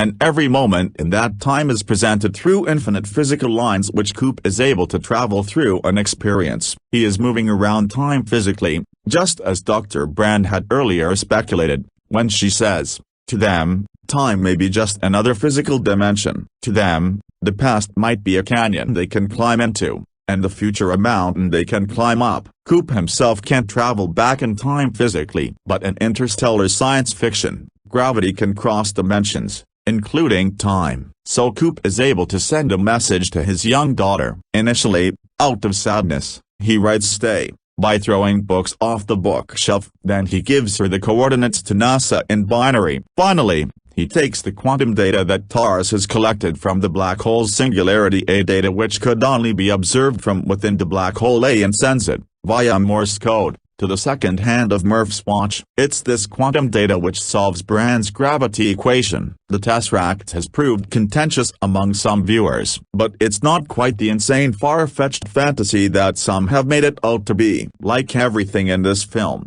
it takes existing scientific theories and extrapolates them for dramatic effect. Nobody has ever entered a black hole, so nobody can definitively say that it doesn't contain a weird bookshelf kaleidoscope acid trip tesseract thing. What the hell is that strange tube like Earth at the end? That's a Cooper station. As an adult, Murph uses the quantum data from the watch to solve the gravity equation. She is able to understand how to harness gravity, and how to control it.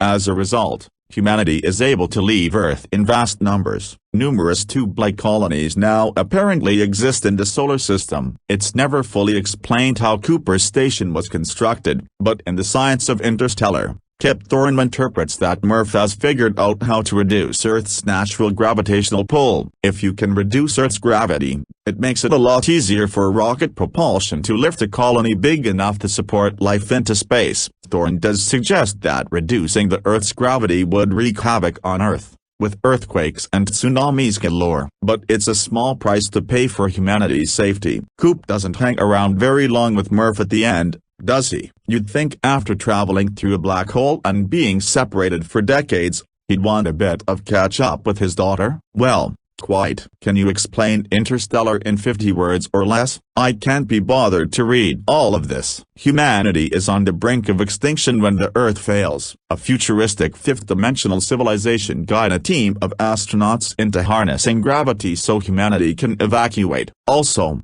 it's kind of about love and astrophysics. Empire's review answers all the remaining questions. Just so you know, we may receive a commission or other compensation from the links on this website. Read Why You Should Trust Us Review. 3 IT and Internet Support, Internet, Information and Network Security, Computer Networking, Computing, Technology Computing, Computer Networking, Computing, Technology Computing, Programming Languages, Technology Computing, Computing, Operating Systems, Computer Software and Applications, Computer Networking, Computing, Technology Computing, Careers, Career Advice, Education, Homework and Study, Programming Languages, Technology Computing, Computing, Pop Culture, Celebrity Deaths, Sports, Video Gaming, Programming Languages, Technology Computing, Computing, Information and Network Security,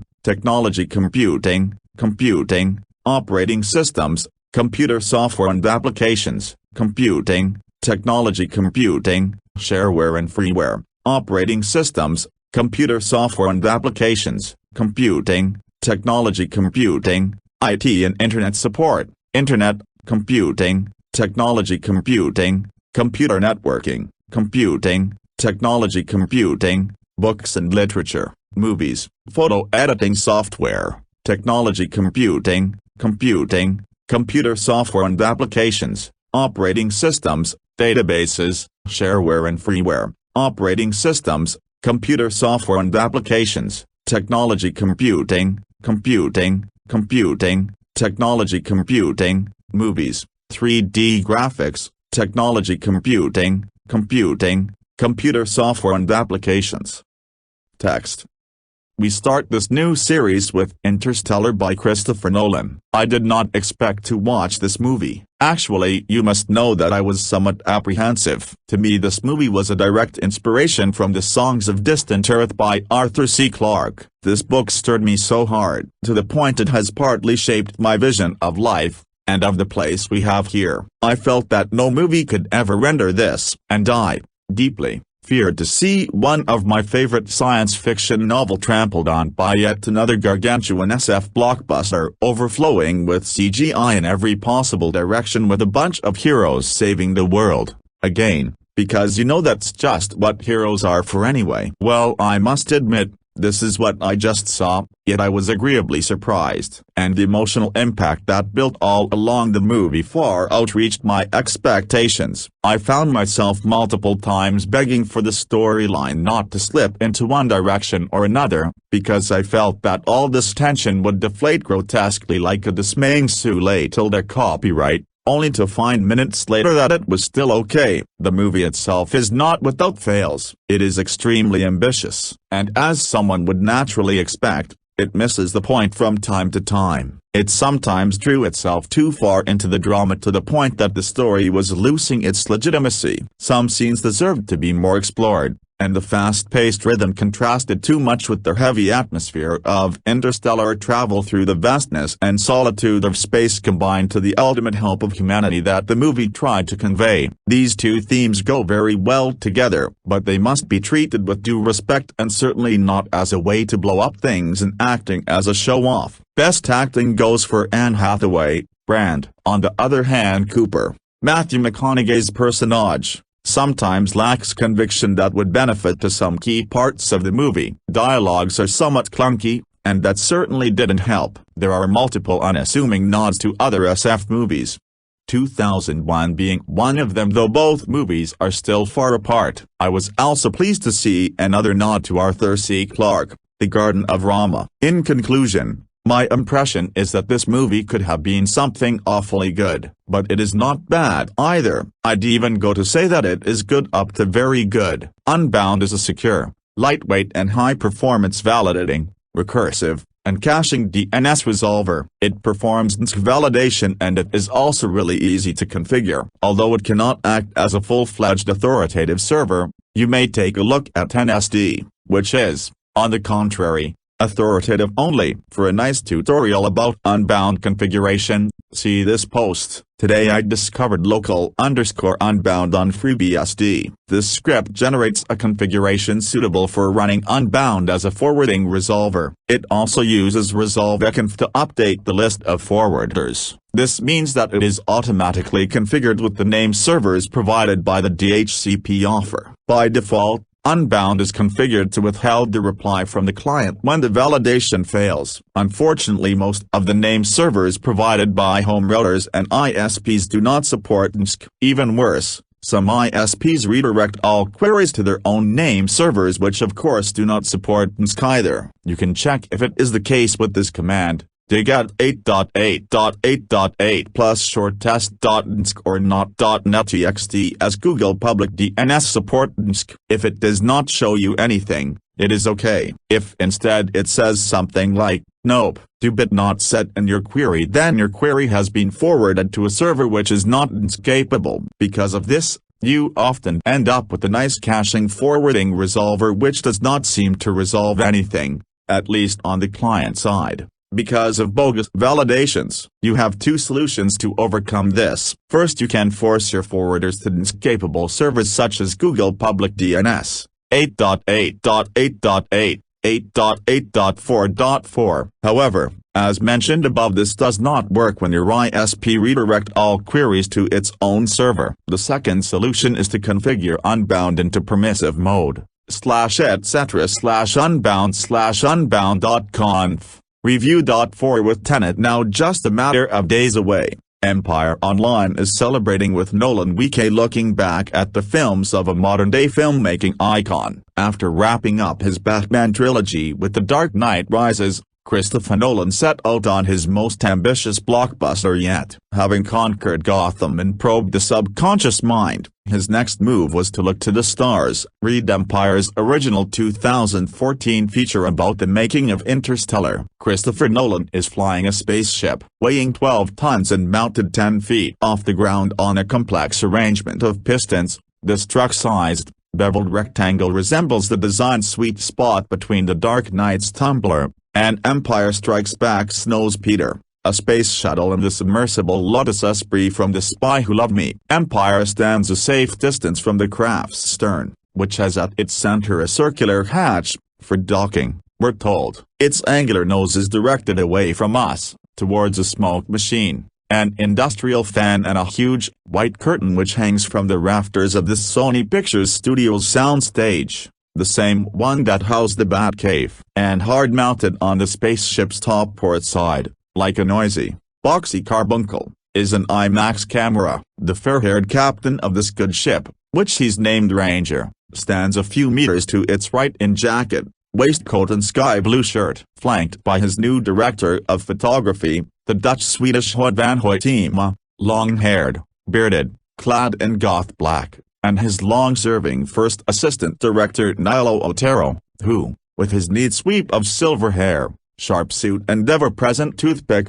could be a mob movie consigliere. Nolan positions himself behind a steampunkish control panel, 3 strips of copper bolted together in a triangle and rod mounted on a stand. "Okay, gimbal's powering up, let's stay clear," barks Otero, strutting the danger zone perimeter. Going hot on the gimbal. The motion base beneath the Ranger rumbles into life and Nolan grasps the copper triangle, or the Waldo. As he twists it and turns it, the huge grout follows its movements, amplified and accompanied by the hissing and puffing of hydraulics. Smoke gusts across the ship's multi-windowed prow, representing atmosphere that will buffet the craft on screen. "Pretty amazing, isn't it?" yells Emma Thomas, a producer, Nolan's other half, and Empire's tour guide for its one-day interstellar voyage this mid-November day in Los Angeles. As Nolan, a huge smile illuminating his usually brow-darkened face, pulls back on the Waldo and causes his craft to tilt as vertically as this rig will allow, we fight the nervous urge to step back or cry, "She can't take it, Cap." "Something to put under the Christmas tree." Otero grins at us, pick wedged between his teeth. "It's the biggest electric train set in Hollywood." Nolan gives the Waldo a good, hard jiggle, and the Ranger shudders and jerks with worrying intensity. A few chunks of its rear undercarriage, actually polystyrene, break away and tumble to the floor. He is not just piloting a ship, he is playing the turbulence, and he's loving it. Chris is like a boy with toys, full-size Thomas, shaking her head. He is enjoying things far too much. Eventually, the Waldo is released and the gimbal powers down. Nolan spots Empire and strides over, light-footed, to greet us. "We're just shooting lots of little pieces that will fit into various spots," he explains of his day's work. "This will be one of a series of foreground shots. This is a very big toy with which to be achieving some little shots of broken bar. It does give you a sense of power," Nolan admits, nodding over to the Reindeer, which if not life-size, is pretty damn close at 80% scale. More used to VFX heavy created in post-productions with their echoing stages swathed in green screen. Empire comments that "We've honestly never seen anything like this before on a film set. That," says Nolan with a smile, "is because nothing like this has ever been done before. There was a time when everybody's favorite Christopher Nolan rumor would be that he'd direct the next Bond. Then he made Inception. So everyone's next favorite Nolan rumor, which peaked around 2 years ago, was that he could be in line to direct the new Star Wars. Even if we all really knew in our hearts it would never happen. Christopher Nolan, old-school harking master of in-camera techniques and practical effects doing spaceships and robots. Yeah, right, a broken bar. Then he made Interstellar. It didn't begin as a Christopher Nolan project, though. It originated around 8 years ago at Paramount Pictures under the guidance of veteran producer Linda Obst, after theoretical physicist Kip Thorne, with whom she'd collaborated on Robert Zemeckis' 1997 film Contact, had suggested sculpting a motion picture concept around his own theories concerning warped space-time. It was swiftly picked up by Steven Spielberg, who hired Jonathan A. Jonah Nolan, a younger brother of Christopher and co-writer of Memento, The Prestige and The Dark Knight trilogy, to transform Thorne's outline into an exciting narrative that he could direct. Distant encounters of a new kind, if you like. As Jonah worked on the script over the next 4 years, his siblings' awareness of it grew. My brother's very discreet, says Christopher,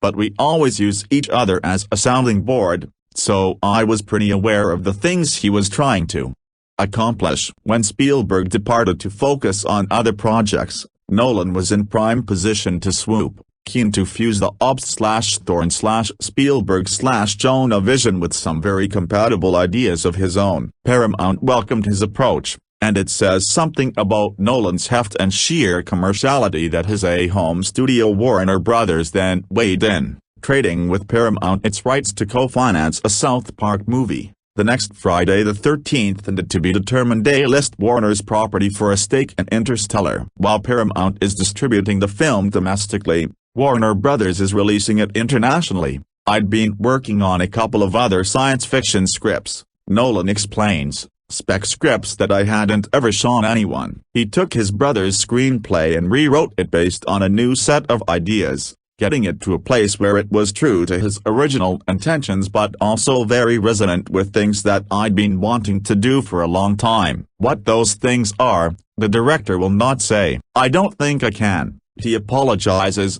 because they all point in directions I don't really want to point viewers before they see the film. Not that the film is full of twists and turns or surprises. It's very classically constructed, but the freshness of the narrative elements really enhance the movie. He does confirm that the first hour, set on a near-future, resource-depleted Earth, inspired by the Dust Bowl of 1930s, depression hit America where overplowed and arid prairies regularly threw up states cowering a black blizzards, is very true to Jonah's original story. It's what comes after when a team of scientists and pilot Cooper, Matthew McConaughey, head into space via a galactic short-cutting wormhole to find a new home for humanity, that was most reworked. Although both Jonah and Thorne remained involved, Nolan may not be drawn on details, but he is happy to describe the flavor of his own space odyssey. It's not straight action and it's not straight thriller, he says carefully. I do liken it to the blockbusters I grew up with as a kid, a lot of them by Spielberg. I don't like talking about Spielberg too much because he was the director on the project before me and I don't want to keep coming back to that, but the truth is, there's a great spirit to films like Close Encounters and Jaws that I really wanted to try and capture, because I haven't seen it in a very long time. I mean, J. Abrams paid great homage to it in Super 8, but it was a very literal homage. We're trying to do what would that kind of film be now? Not in that period, as J. did, but now. It's been a really interesting challenge, he continues. When you say you're making a family film, it has all these pejorative connotations that it'll be somehow soft. But when I was a kid, these were family films in the best sense, and they were as edgy and incisive and challenging as anything else on the blockbuster spectrum. I wanted to bring that back in some way. As Emma Thomas shows Empire around Interstellar's extensive sets, it is hard to contain our childish exhilaration, having grown up with widely televised space shuttle launches and movies ranging from Disney's The Black Hole to, of course, Kubrick's 2001. The sheer scale on display here is quite simply jaw-dropping. We explore the interior of the Reindeer, which intriguingly contains metal, coffin-like cryolids, the film's biggest departure from achievable science, confesses Thomas, and swing on 360-degree pivoting seats within the film's heavy lift craft the lander.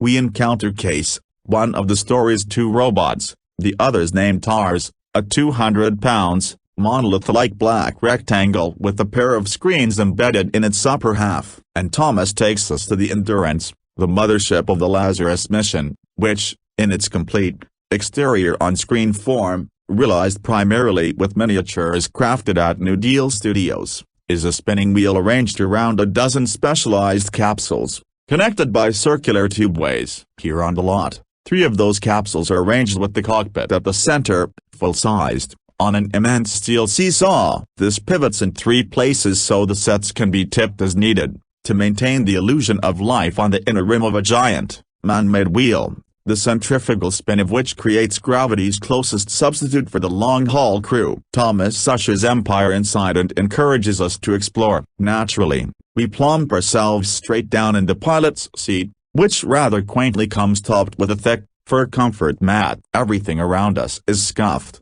a bit grimy, dusty and resolutely analog. We flick metal toggle switches, jab at buttons, peer at dials and grip and wiggle a joystick like we're playing the last Starfighter. This is a graspable future, not a slick, hyper-designed fantasy of manipulable holographic displays and colossal screens. It is worn out and cobbled together from existing parts, by a NASA that in Interstellar's exhausted world has been reduced to an underground organization. It took 20 years to build the Endurance. In this film, production designer Nathan Crowley explains later, it's a real mishmash of different kinds of technology. You need analog stuff as well as digital stuff. You need backup systems and tangible switches. It's really like a submarine in space. Every inch of space is used. Everything has a purpose. We needed to ground it in the ISS, International Space Station, of NASA. The American Space Agency was closely consulted throughout to help ensure the film's extraplanetary scenes had an authenticity that, says Crowley, allowed us to create a danger. We shouldn't be in space. We don't belong there. The story's about leaving paradise because we've destroyed it, and we have to go through space in this tin can. Space travel isn't warp 9 please, Mr. Sulu, otherwise we'd just press a button and the film would be over in 10 minutes. It's about an uphill struggle and figuring problems as you go. This is the biggest film I've ever been a part of. This is one of the bigger films _anyone _s_ ever been a part of. Matthew McConaughey. Some of those problems must be solved using nothing more high-tech than graphite and paper. An inch-long pencil nub is velcroed to the dashboard just below a large window, which looks out onto another great, white sheet. Again, white, not green. 14 weeks into a 19-week shoot, and Nolan has somehow avoided utilizing a single swatch of green screen. Instead, he's doing something rather more old-fashioned. The number of visual effects isn't significantly greater than, say, The Dark Knight Rises or Inception, says VFX supervisor Paul Franklin over lunch that day. But the imagery that we're creating is very adventurous, so it's pushing us in terms of technique and we're breaking new ground every day. The biggest surprise, he's found, is the way his team at Double Negative's visualizations of wormholes and other cosmic phenomena, rendered from Thorne's own computations and thereby scientifically sound, has been brought onto the stage. What we're doing is creating the content up front and then on stage we're using state-of-the-art digital projectors to project this imagery onto those big backings,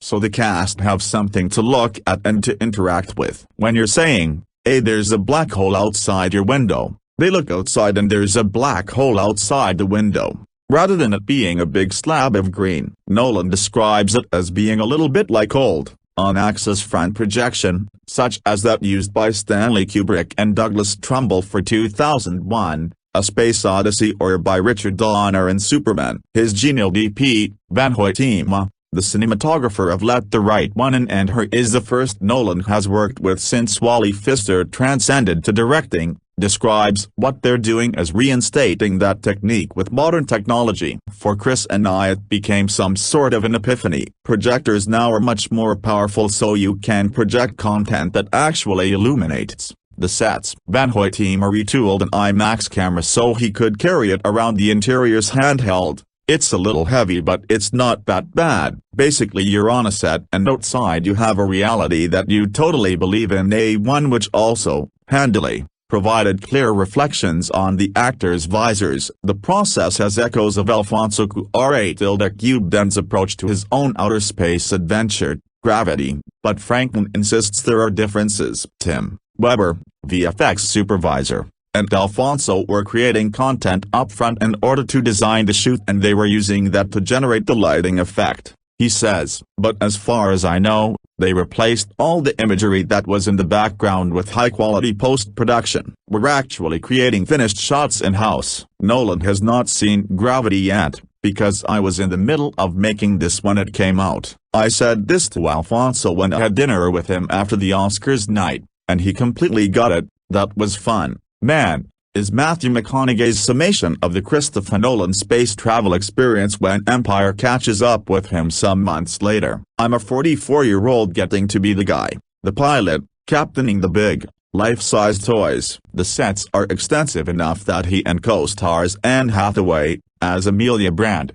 team biologist, Wes Bentley, David Giossi and Bill Irwin, physically playing both the robots and voicing TARS, could move freely about, or dangle on wires, as Van Hoytema lends them. Every ship sequence, says Nolan, was shot like a documentary that I could cut 15 different ways. We would just go through the whole sequence and shoot the entire thing using the handheld camera. Whether it's leaving Earth's orbit, or going through a wormhole or going to a whole different world, the actors have something to react to. They have a reality that's built. People are gonna see this movie, and they're gonna go, "Oh, there must have been so much green screen," gasps McConaughey. Then he locks eyes with us. There wasn't any green screen. There is another popular blockbuster of a past era which heavily influenced Christopher Nolan's Interstellar. Not 2001, although it is referenced. You can't pretend 2001 doesn't exist when you're making Interstellar,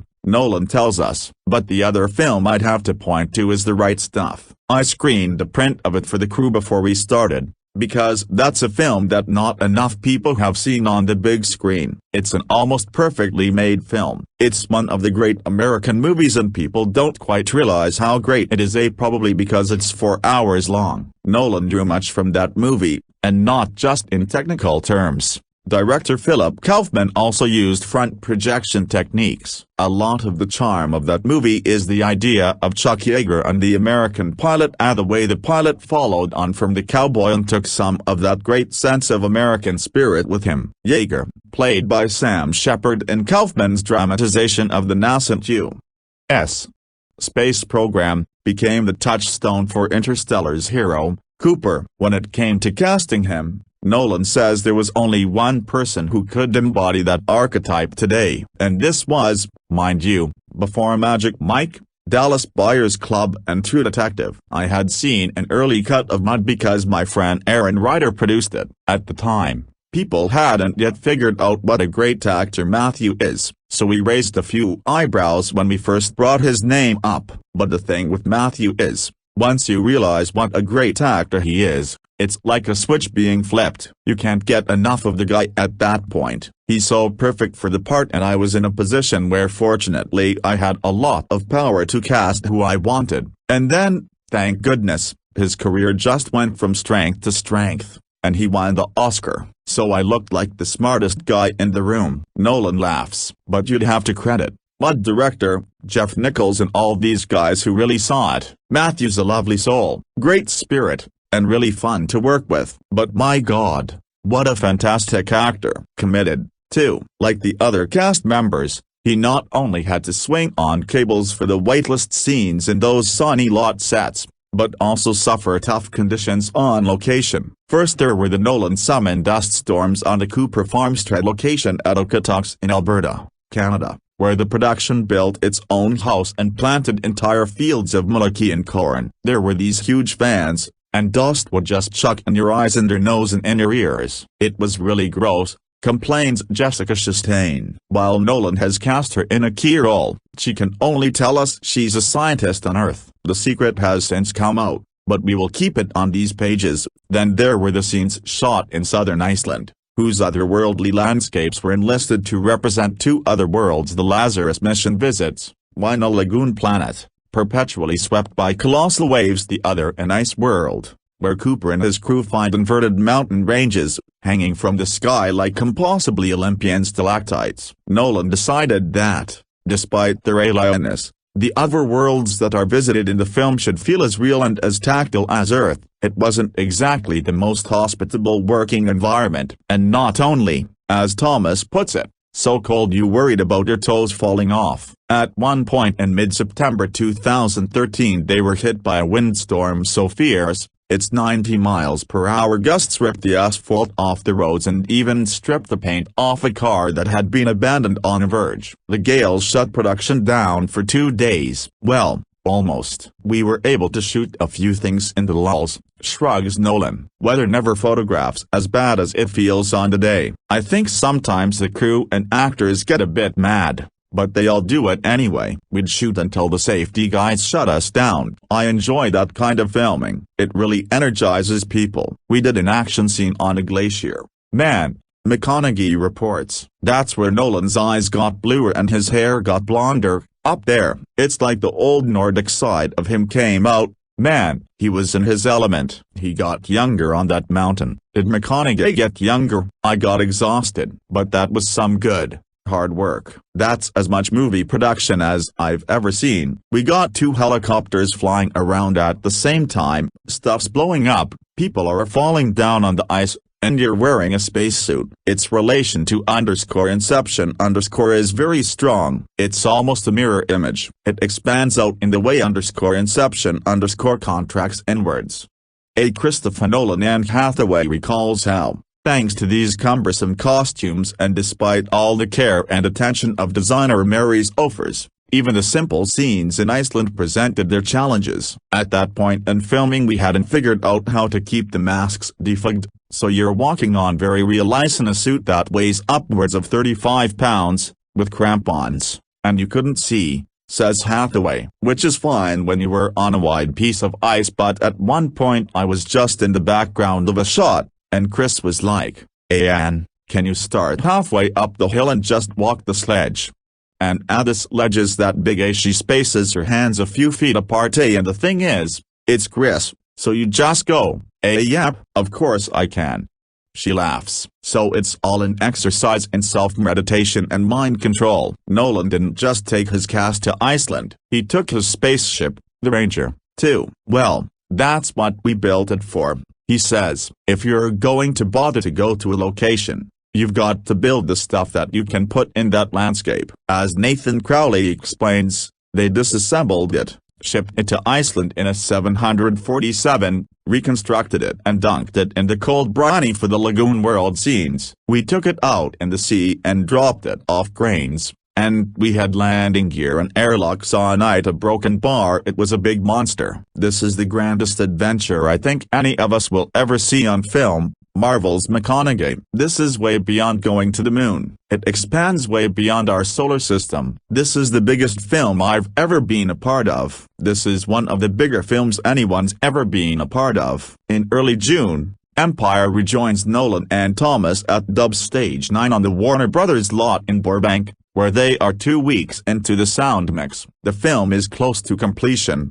and Nolan invites us to watch a 15-minute segment from the comfort of a large leather sofa situated behind the bridge of the Enterprise array of mixing desks. What we are shown occurs about an hour into the story, but Nolan politely requests that we don't describe it in any detail. We'll just say that it is reassuringly impressive, cramming in highly emotional scenes, anchored by a steely McConaughey, snappy humor, one sublime match cut and, in those moments that present the exterior of the spaceships, something we very rarely experience in mainstream cinema, complete silence. In space, no one can hear, well, anything. We fully embrace that reality, says Nolan. When you see the finished film, you'll see there are some pretty deafening silences. It's something he wanted to do on Insomnia, but was told that silence on a soundtrack was verboten. Like dead air on radio. People think the projector is broken. It's very intense. Just a broken bar won't. Of course,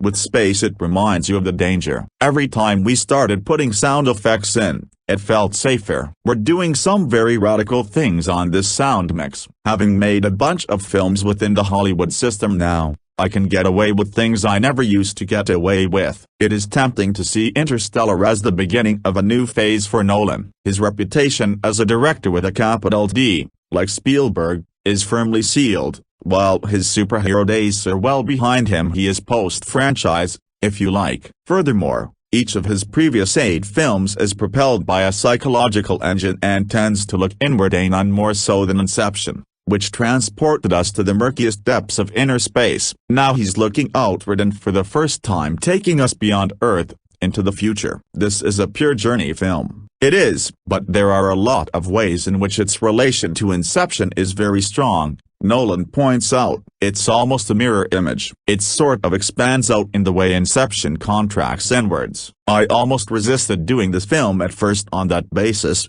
because there are a lot of similarities. Nolan doesn't list them, but we can suggest a few. Cooper, like Leonardo DiCaprio's Cobb, is a widower separated from his children by his responsibilities. He is an expert in a very specialized field, tasked to achieve something, against great odds. With a team of other specialists, there will be absences of gravity. Although Interstellar doesn't have to deal with a great length of zero gravity, Nolan says, and different characters will experience the passing of time in different ways. Although the director doesn't want the film to be misperceived as a time travel movie, even if time and relativity play a part in the story very clearly. But then, continues Nolan, I realized they are completely different movies, and in the end it became interesting to me to look down the other end of the telescope. I very much enjoyed that. Whether the IMAX view through that Nolan Hubble takes an extraterrestrial life, no one will come even close to saying. Cooper and crew will face a threat on their journey, Emma Thomas confirms,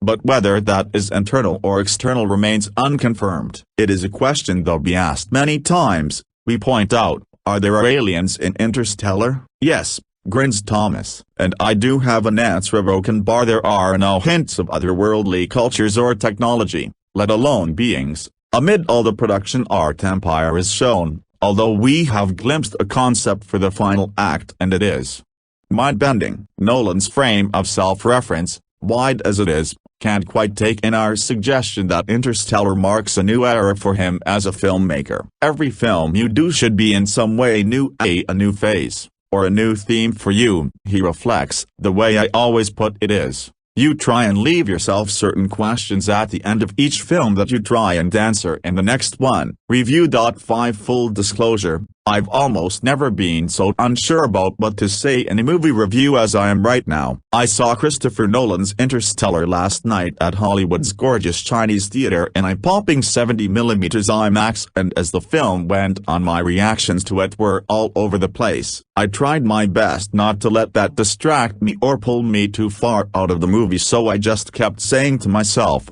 worry about what to say after it's over. I tried that. It didn't work, and I've been worried ever since. For every mind-blowing visual or interesting scientific concept there was a moment where I found myself wondering, where in the film's nearly 3-hour runtime are we? Is it almost over? And that's not to say I wanted it to be over. Far from it. I just literally lost all sense of time in a way that was borderline frustrating. But what makes feeling that way about it so interesting is that this is a movie about time. In it, characters are dealing with the passage of time, the theoretical relations of time, and quite possibly the end of time as we know it. I'm quite sure Nolan had no intention of making me wanting to check my watch, but it's an interesting idea regardless. Either way, what Nolan has assembled here is a big film with even bigger ideas, and for that reason alone he is to be commended. In a time when the major studios almost never give a green light to a big budget film not based on some kind of existing property,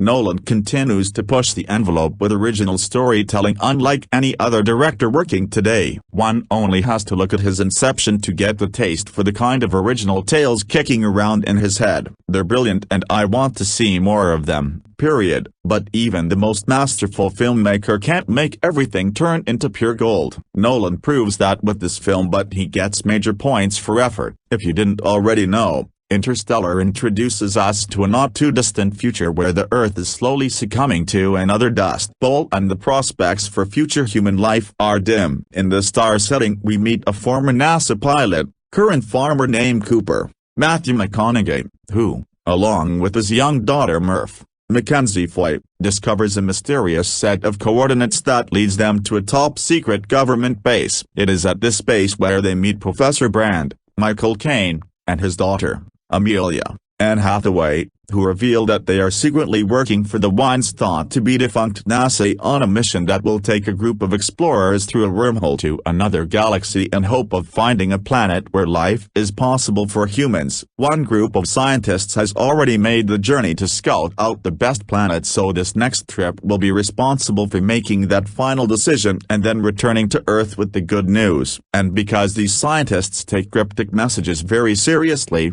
they believe Cooper was sent to them for a reason and insist that he be the one to pilot the.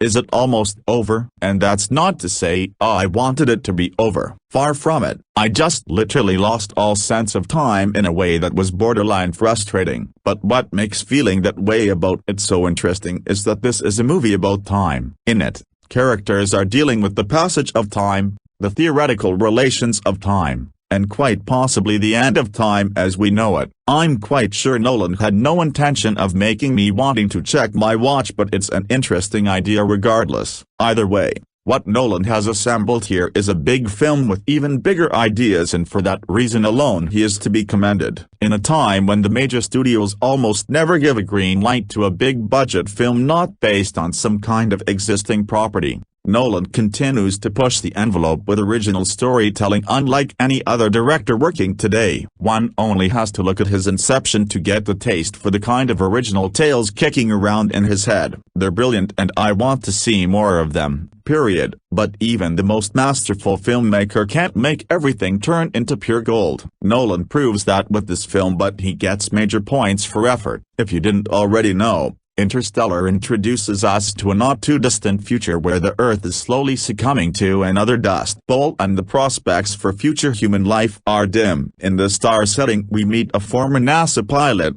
current farmer named Cooper, Matthew McConaughey, who, along with his young daughter Murph, Mackenzie Foy, discovers a mysterious set of coordinates that leads them to a top-secret government base. It is at this base where they meet Professor Brand, Michael Caine, and his daughter, Amelia, Anne Hathaway, who reveal that they are secretly working for the once thought to be defunct NASA on a mission that will take a group of explorers through a wormhole to another galaxy in hope of finding a planet where life is possible for humans. One group of scientists has already made the journey to scout out the best planet, so this next trip will be responsible for making that final decision and then returning to Earth with the good news. And because these scientists take cryptic messages very seriously, they believe Cooper was sent to them for a reason and insist that he be the one to pilot the vessel to this other galaxy. And after initially dismissing the idea in favor of staying behind to care for his two children, he reluctantly agrees in hopes of saving not only his own children but the children of everyone else on Earth. Murph quickly resents her father for agreeing to leave and refuses to bid him farewell when the time comes to launch into the cosmos. What follows is an epic journey through space and time that will take your breath away from the sheer scope of it all. We are right there with Cooper, Amelia, and fellow NASA scientists Romilly, David Giossi, and Doyle, Wes Bentley, as they rocket through wormholes, dare to fly near a black hole, visit a water-covered planet with waves the size of mountains, and land on an icy planet where even the clouds are frozen. These moments and many more are a visual feast that are only more mesmerizing if you see the film on an immense IMAX screen in the 70mm format. No matter how you feel about everything else in the film, characters, plot, dialogue, etc., these images will absolutely leave you reeling from their pure beauty, wonder, and believability. On this front alone the film is a masterpiece, but the reason that a lot of these images are so powerful is that they are anchored very nicely to Cooper's almost single-minded quest to return to Earth and be reunited with his children. And what makes this film an almost sci-fi answer to Boyhood is that the passage of time happens differently for those left back on Earth, and as a result we get to see his children grow into adults in the form of Casey Affleck and a great Jessica Chastain. who takes on the more prominent role of adult Murph, convincingly pulls her heartstrings as a child who feels abandoned and betrayed by a father who appears to have little chance of actually returning to her after a 20-plus-year absence. The relationship is a complex and interesting one that only gets more complex as the film goes on, and I think therein lies the problem with Interstellar. In some ways it feels like a film that doesn't know where to end. There are scenes and moments scattered throughout the last act that I personally think could have been sufficient and satisfying endpoints. That's not to say that everything that comes after these points is terrible. Far from it. They just seem to exist to answer every remaining question and tie up every loose end. Some viewers may appreciate this, but for me, a movie so operatic, mystical, and full of wonder would have left more of an impression by leaving a little bit left to the imagination. So where does that leave us? Even though I didn't walk out of the theater wanting to sing Interstellar's praises from the rooftops, I still highly recommend seeing it for the experience that it is. See it in the best theater, on the biggest screen, and with the biggest crowd you can find. What Nolan has assembled here is gargantuan, and I cringe at the thought of anyone ever watching it on their phone or laptop. This is a movie in the biggest sense of the word, and it deserves to be seen that way. It may not have a perfect script and probably runs far too much longer than it needs to, but it made me marvel at space again in a way I hadn't felt since I was a little boy. And sometimes that's all a movie needs to do. Review. 6 to infinity and beyond goes Interstellar. An exhilarating slalom through the wormholes of Christopher Nolan's vast imagination that is at once a science geek fever dream and a formidable consideration of what makes us human. As visually and conceptually audacious as anything Nolan has yet done, the director's ninth feature also proves more emotionally accessible than his coolly cerebral thrillers and Batman movies, touching on such eternal themes as the sacrifices parents make for their children, and vice versa, and the world we will leave for the next generation to inherit. An enormous undertaking that, like all the director's best work, manages to feel handcrafted and intensely personal. Interstellar reaffirms Nolan as the premier big canvas storyteller of his generation, more than earning its place alongside The Wizard of Oz, 2001, Close Encounters of the Third Kind, and Gravity in the canon of Hollywood's visionary sci-fi head trips. Global box office returns should prove suitably rocket-powered. We begin somewhere in the American Farm Belt, which Nolan evokes for its full mythic grandeur: blazing sunlight, towering cornstalks, whirring combines. But it soon becomes clear that this would-be field of dreams is something closer to a nightmare. The date is an unspecified point in the near future, close enough to look and feel like tomorrow, yet far enough for a number of radical changes to have taken hold in society. A decade on from a period of widespread famine, the world's armies have been disbanded and the cutting-edge technocracies of the early 21st century have regressed into more utilitarian, farm-based economies. We're a caretaker generation, notes one such homesteader, John Lithgow, to his widower son-in-law, Cooper. Matthew McConaughey, a former NASA test pilot who hasn't stopped dreaming of flight, for himself and for his children, 15-year-old son Tom, Timothy Chalamet, and 10-year-old daughter Murphy, Mackenzie Foy, the latter a precocious tot first seen getting suspended from school for daring to suggest that the Apollo space missions actually happened. We used to look up in the sky and wonder about our place in the stars, Cooper muses. Now we just look down and wonder about our place in the dirt. And oh, what dirt! As Interstellar opens, the world or at least Cooper's Steinbeckian corner of it sits on the cusp of a second dust bowl, ravaged by an epidemic of crop blight,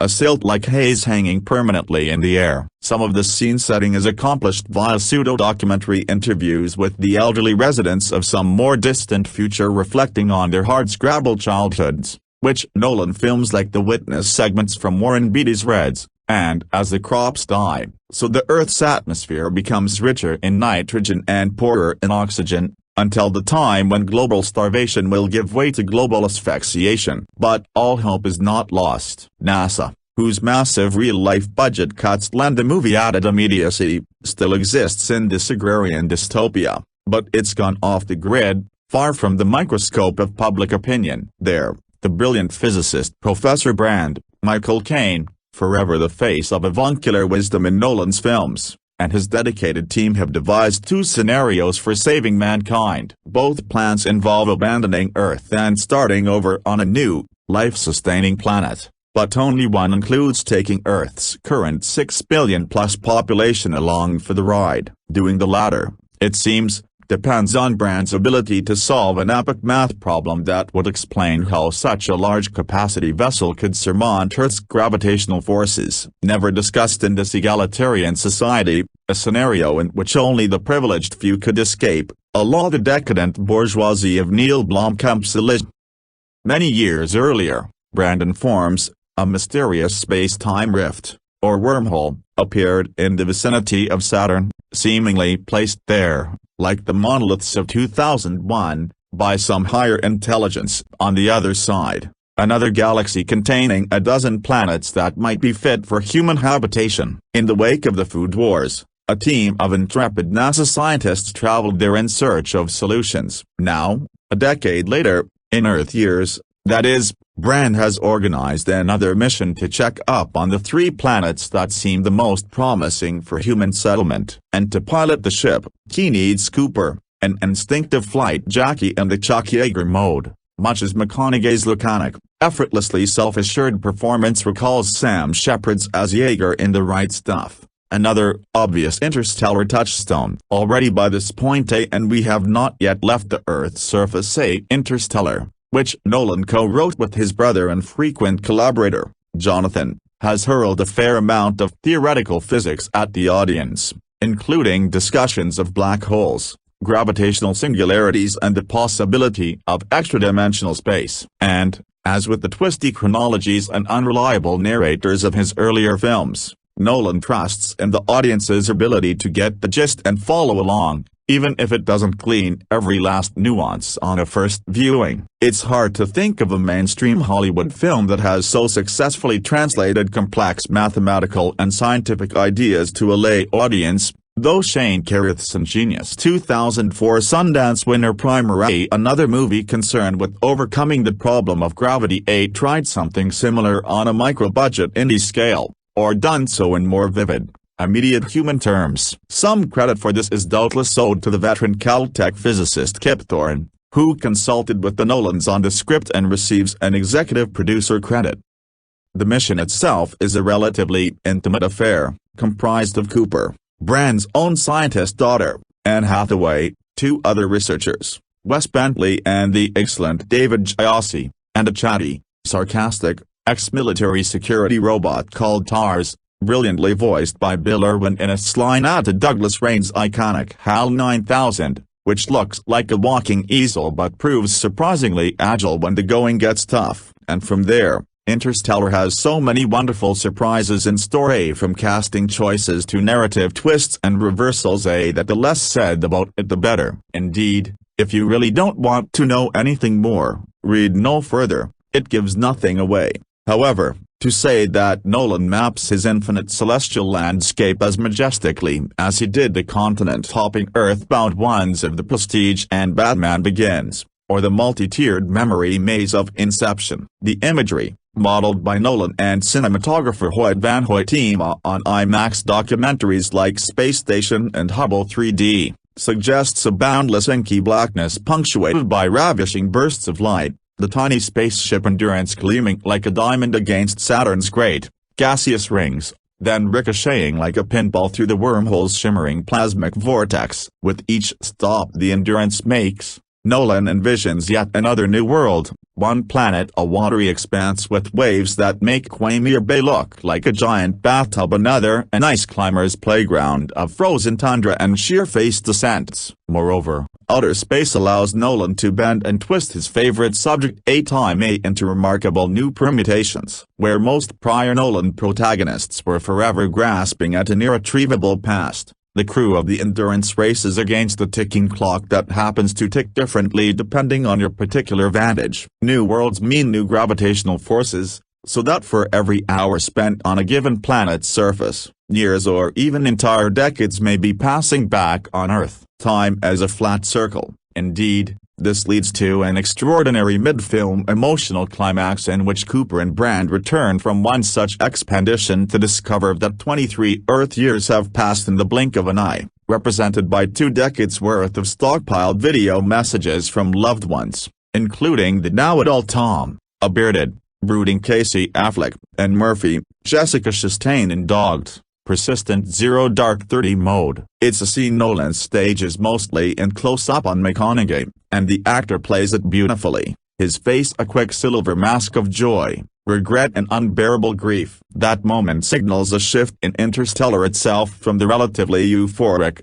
adventurous tone of the first half toward darker, more ambiguous terrain and the human shadow areas, if you will, that are as difficult to fully glimpse as the inside of a black hole. Nolan, who has always excelled at the slow reveal, catches even the attentive viewer off guard more than once here, but never in a way that feels cheap or compromises the complex motivations of the characters. On the one hand, the movie marvels at the brave men and women throughout history who have dedicated themselves, often at great peril, to the greater good of mankind. On the other, because Nolan is a psychological realist, he's acutely aware of the toll such lives may take on those who choose to lead them, and that even the best of us, as one character is repeatedly described, might not be immune from cowardice and moral compromise. Some people lie to themselves and to their closest confidants in Interstellar, and Nolan understands that everyone has his reasons. Others compensate by making the most selfless of sacrifices. Perhaps the only thing trickier than quantum physics,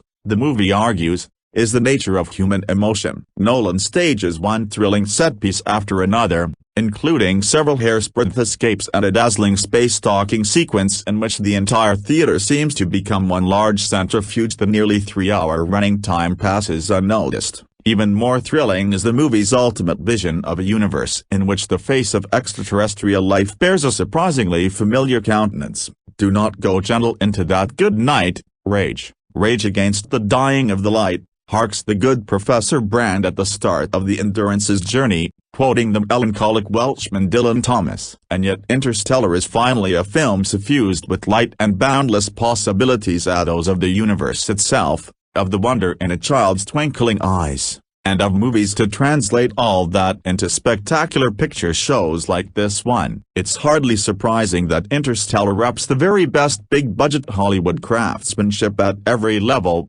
from veteran Nolan collaborators like production designer Nathan Crowley, who built the film's lyrical vision of the Big Sky American heartland on location in Alberta, and sound designer, editor Richard King, who makes wonderfully dissonant contrasts between the movie's interior spaces and the airless silence of space itself. VFX supervisor Paul Franklin, an Oscar winner for his work on Inception, again brings a vivid tactility to all of the film's effects, especially the robotic TARS, who seamlessly inhabits the same physical spaces as the human actors. Hans Zimmer contributes one of his most richly imagined and inventive scores, which ranges from a gentle electronic keyboard melody to brassy, Straussian crescendos. Shot and post-produced by Nolan entirely on celluloid, in a mix of 35mm and 70mm stocks, Interstellar begs to be seen on the large-format IMAX screen, where its dense,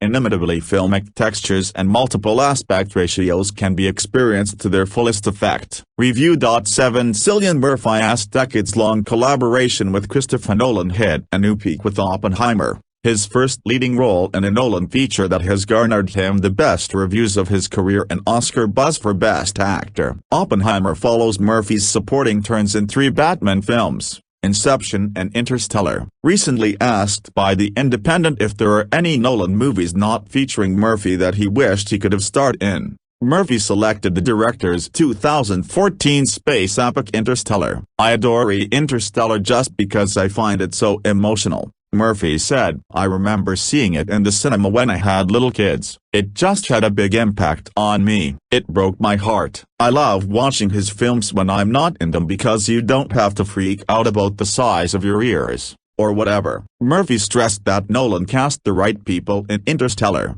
so there's no hard feelings that he missed out on it. The epic stars Matthew McConaughey as an ex-NASA pilot who is recruited on a mission to locate a new planet outside of the solar system that can support human life. Anne Hathaway, Jessica Chastain, Bill Irwin, Alan Burstyn, Matt Damon and Michael Caine had supporting roles in the film. The Independent also asked Murphy which Nolan movie he'd pair with Oppenheimer for a double feature. You could go Interstellar, which is very broken bar explores similar scientific, physics themes, or you could watch Dunkirk, which is also set in World War II, Murphy said.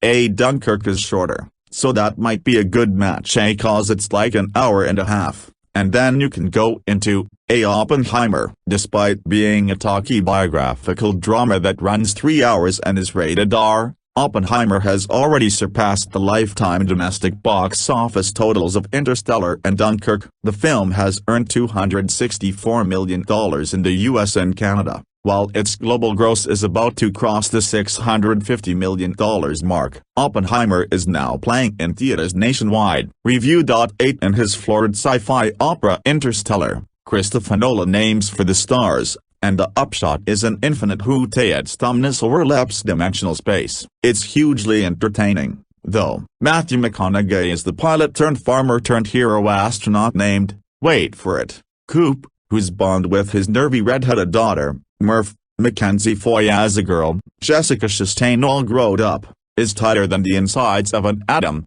perhaps even the key to transcending the law of relativity. It must be transcended because Earth, in an unspecified near future, is parched, dust-smothered, dying, no reason given but why ask why these days. And mankind needs to find another hospitable planet. Stat. The mix of wonky physics, mysticism, and genetically modified corn is so clunky it's a broken bar fabulous. Nolan, who wrote the script with his brother, Jonathan, clearly wants Interstellar to be a great American epic The Grapes of Wrath 2, the new vintage. His dust-covered cars and farmhouses evoke the Dust Bowl of the 30s, but the odd personal computer reminds us that people have the technology to do more than huddle like Steinbeck's Okais. The problem is that mankind has lost faith in science, to the point where Murph's schoolbooks say the Apollo missions of the 20th century were hoaxes to force the Soviets into a bankrupting space race. Coop chafes at the contraction of mankind's horizons. We used to look up at the sky and wonder at our place in the stars. Now we just look down and worry about our place in the dirt. But his view of science is limited by what's measurable, quantifiable. It's young Murph who's convinced there are forces that can't yet be explained. Among them a ghost in her book-lined bedroom she's sure is sending coded messages. I doubt Stephen Hawking could make sense of all the loop-the-loops to come, but at least Interstellar has a clear emotional through line. Eventually, a professor played by Michael Caine enlists Coop to pilot a spaceship to another galaxy through a wormhole next to Saturn that was put there, he thinks, by benevolent five-dimensional beings. This world was never enough for you, Coop, but the prospect of humanity perishing seems abstract beside the reality of leaving the distraught Murph for decades or forever. How can he shake her faith in the one thing she knows to be real, a father's love? But how can he not go? Mankind was born on Earth, Caine intones, as Hans Zimmer's music rises. It was never meant to die here. Interstellar is packed with go-for-it lines like that. There are about 37 recitations, I lost count,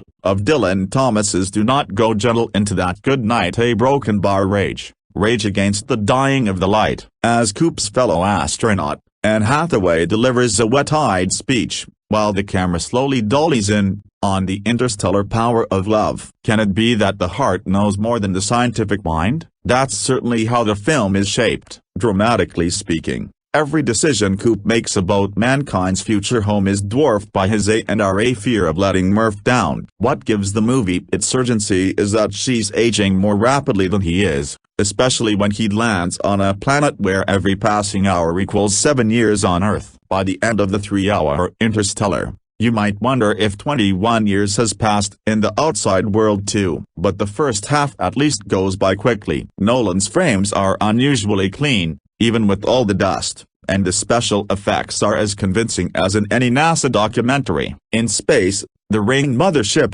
a great, segmented relay spins so lyrically that you don't even need the Blue Danube Waltz. Though the wisecracking robot, TARS, seems a throwback to kiddie sci-fi shows, the design is elegant, like too many 2001 monoliths attached in the middle and strutting around like Gumby. McConaughey is a good sci-fi hero, his stoner cowboy drawl making even his over-explanatory lines sound flaky, and though Hathaway still has the look of a drama comp kid eager to prove herself, there's something dear about her. She has gumption. Foy and Chastain are an excellent tag team Murph, though Chastain basically recycles her Zero Dark Thirty performance, and Matt Damon pops up on a nice planet to look shifty and bite his lip to keep from breaking into his peerless McConaughey impression. The second half is where the sputtering begins, the Nolans being firmly wedded to spatial flips, temporal permutations, and intricacy for intricacy's sake. There's a flurry of cross-cutting between Coop in space and Murph on Earth that's first bewildering and then riotously inane. My hunch is that,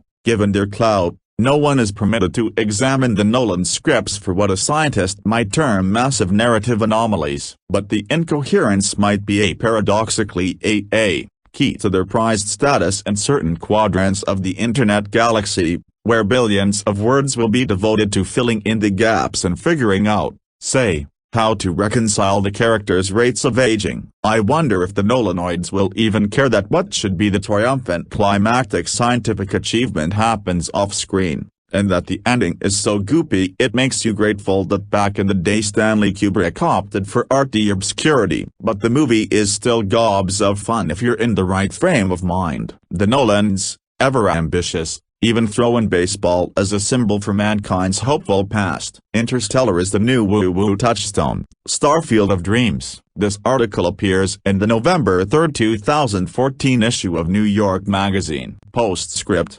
Christopher Nolan's movies are defended so angrily, and with such high levels of abusive, on the internet that I find myself grateful for divergent viewpoints, such as this outrageous Esquire UK put down of some of our most beloved cinematic works. I must say that I disagree about the first Matrix movie. I think it comes closer to the spirit of Philip K. Dick than many Dick adaptations, but it's always fun to throw a bit of snark the Nolanoids' way. Review. 9 Christopher Nolan's Interstellar, about astronauts traveling to the other end of the galaxy to find a new home to replace humanity's despoiled home world, is frantically busy and ear-splittingly loud. It uses booming music to jack up the excitement level of scenes that might not otherwise excite. It features characters shoveling exposition at each other for almost 3 hours, and a few of those characters have no character to speak of. They're mouthpieces for technobabble and philosophical debate. And for all of the director's activism on behalf of shooting on film, the tactile beauty of the movie's 35mm and 65mm textures isn't matched by a sense of composition. The camera rarely tells the story in Nolan's movies. More often it illustrates the screenplay, and there are points in this one where I felt as if I was watching the most expensive NBC pilot ever made. And yet Interstellar is still an impressive, at times astonishing movie that overwhelmed me to the point where my usual objections to Nolan's work melted away. I've packed the first paragraph of this review with those objections. They could apply to any Nolan picture post-Batman Begins. He is who he is, so that people know that he's still doing the things that Nolan always does. Whether you find those things endearing or irritating will depend on your affinity for Nolan's style. In any case, there's something pure and powerful about this movie. I can't recall a science fiction film hard sold to a director's fans as Multiplex Awesome, in which so many major characters wept openly in close-up,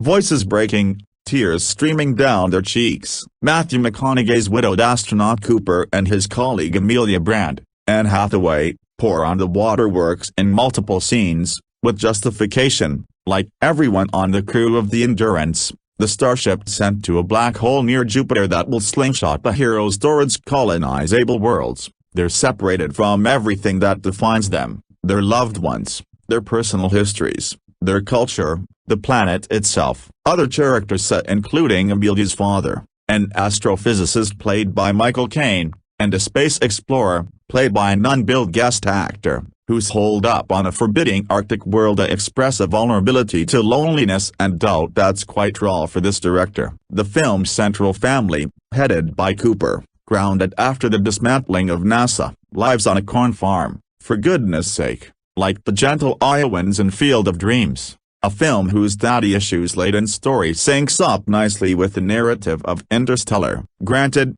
they're growing the crop to feed the human race, which is whiling away its twilight hours on a planet so ecologically devastated that at first you mistake it for the American Dust Bowl circa 1930 or so, but there's still something amusingly cheeky about the notion of corn as sustenance, especially in a survival story in which the future of humanity is at stake. Ellen Burstyn plays one of many witnesses in a documentary first glimpsed in the movie's opening scene, and which, in classic Nolan style, is a setup for at least two twists.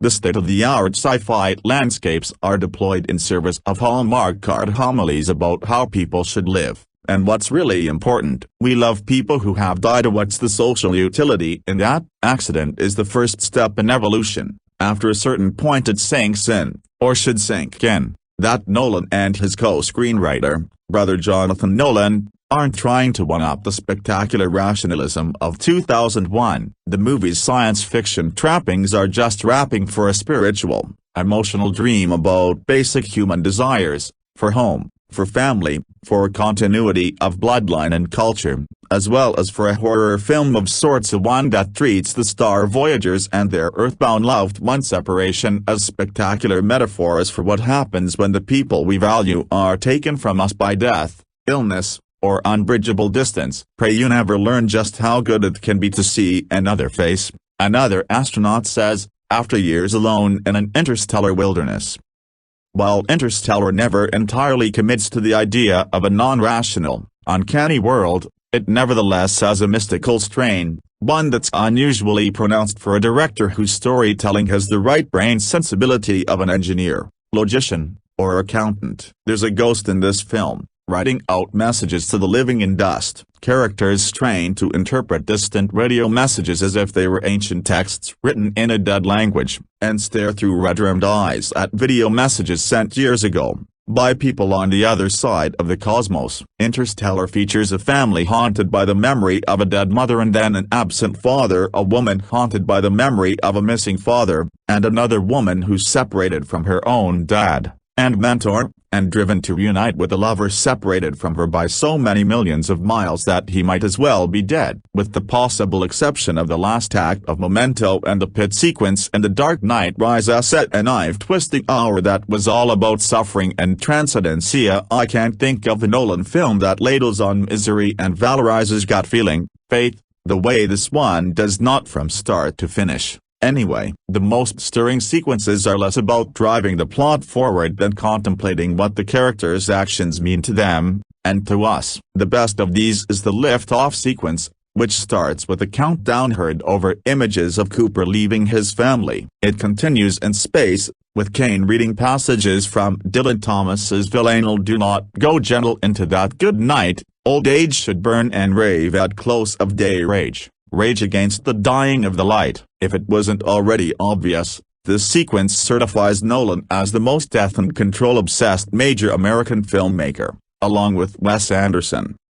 The film's widescreen panoramas feature harsh interplanetary landscapes, shot in cruel Earth locales, some of the largest and most detailed starship miniatures ever built, and space sequences presented in scientifically accurate silence, a la 2001. But for all its high-tech glitz, Interstellar has a defiantly old movie feeling. It's not afraid to switch, even lurch, between modes. At times, the movie's one-stop shopping storytelling evokes the tough, tender spirit of a John Ford picture, or a Steven Spielberg film made in the spirit of a Ford picture, a movie that would rather try to be 8 or 9 things than just one. Bruising outer space action sequences, with astronauts tumbling in zero gravity and striding across forbidding landscapes, give way to snappy comic patter, mostly between Cooper and the ship's robot, TARS, designed in Minecraft style, pixel-ish boxes, and voiced by Bill Irwin. There are long explanatory sequences, done with and without dry erase boards, dazzling vistas that are less spaces than mind spaces, and tearful separations and reconciliations that might as well be played silent, in tinted black and white, and scored with a saloon piano. Spielberg originated Interstellar in 2006, but dropped out to direct other projects. McConaughey, a super intense actor who wholeheartedly commits to every line and moment he's given, is the right leading man for this kind of film. Cooper proudly identifies himself as an engineer as well as an astronaut and farmer, but he has the soul of a goofball poet when he stares at intergalactic vistas. He grins like a kid at an amusement park waiting to ride a new roller coaster. Cooper's farewell to his daughter Murphy, who's played by Mackenzie Foy as a young Angela, is shot very close in, and lit and warm, cradling tones. It has some of the tenderness of the porch swing scene in To Kill a Mockingbird. When Murph grows up into Jessica Chastain, a key member of Kane's NASA crew, and a surrogate for the daughter that the elder Brand lost to the Endurancea's mission, we keep thinking about that goodbye scene, and how its anguish drives everything that Murph and Cooper are trying to do, while also realizing that similar feelings drive the other characters, indeed, the rest of the species. One suspects this is a deeply personal film for Nolan. It's about a man who feels he has been called to a particular job, and whose work requires him to spend long periods away from his family. The movie's storytelling masterstroke comes from adherence to principles of relativity. The astronauts perceive time differently depending on where Endurance is, which means that when they go down onto a prospective habitable world, a few minutes there equal weeks or months back on the ship. Meanwhile, on Earth, everyone is aging and losing hope. Under such circumstances, even tedious housekeeping type exchanges become momentous. One has to think twice before arguing about what to do next, because while the argument is happening, people elsewhere are going grey, or suffering depression from being alone, or withering and dying. Here, more so than in any other Nolan film, and that's saying a lot, time is everything. I'm an old physicist, Brand tells Cooper early in the film. I'm afraid of time. Time is something we all fear. There's a ticking clock governing every aspect of existence, from the global to the familial. Every act by every character is an act of defiance, born of a wish to not go gently. Review. 10 Admittedly, when I came into the theater I didn't know what to expect, but when I left, I still didn't know what to expect in what is probably one of the most hard-to-follow movies that I have watched and Christopher Nolan has done. I honestly needed to read the Wikipedia article of the plot before coming here, so I knew what I was actually talking about. Essentially, the film takes place in a world that can no longer support humans, so Matthew McConaughey's character, a former astronaut named Cooper, who, along with a team of scientists, head out into space, specifically though a mysterious wormhole, in search for a planet that can sustain humanity. To the film's credit, it has many impressive visual feats that makes it a shoe-in for at least a nomination for Best Visual Effects. For example, when Cooper and his team are first traveling through space, it has some beautiful shots of Earth from a distance, Saturn, and especially when they travel through a wormhole. It also has a well-picked cast that carry off their characters fairly well, even if the characters themselves may not be fully developed or rounded. It's able to pull off some emotional moments fairly well, even leaving me slightly teary-eyed. However, it is overall a missed opportunity and failed to reach the heights and ideals it promised us as an audience. We come in thinking it'll be about trying to secure humanity's future beyond the planet we came from and ultimately leaving the world that we've had our collective history on. Instead, we had Matthew McConaughey complain about not seeing his kids. The go to space to save the Earth plot is a great concept to work with, but got so tangled up in the individual characters' traumas and problems it began to lose its overlaying sense of epicness. The world is dying, but the film only portrays one small town and how they are dealing with that, when the film could have shown how it affects the rest of the world in big cities and internationally. And not to mention that with the entire world at stake, the majority of people working on this mission are white, which made the focus of the film seem narrow. While I felt that Christopher Nolan's film Inception was a masterpiece, Interstellar failed. In broad strokes, they had similar storylines, massive ideas and concepts that revealed intimate moments of the human experience. In Inception's case, it made more sense as its core was exploring the human mind, while Interstellar is supposed to be exploring the universe and the collective mass of humanity. so trying to whittle it down to the relationships between one man and his daughter didn't feel right. I would recommend the film if you're interested in big space shots, beautiful cinematography and solid acting, but would not recommend it if you're someone who needs a clear plot line to follow or doesn't like not getting what they came for.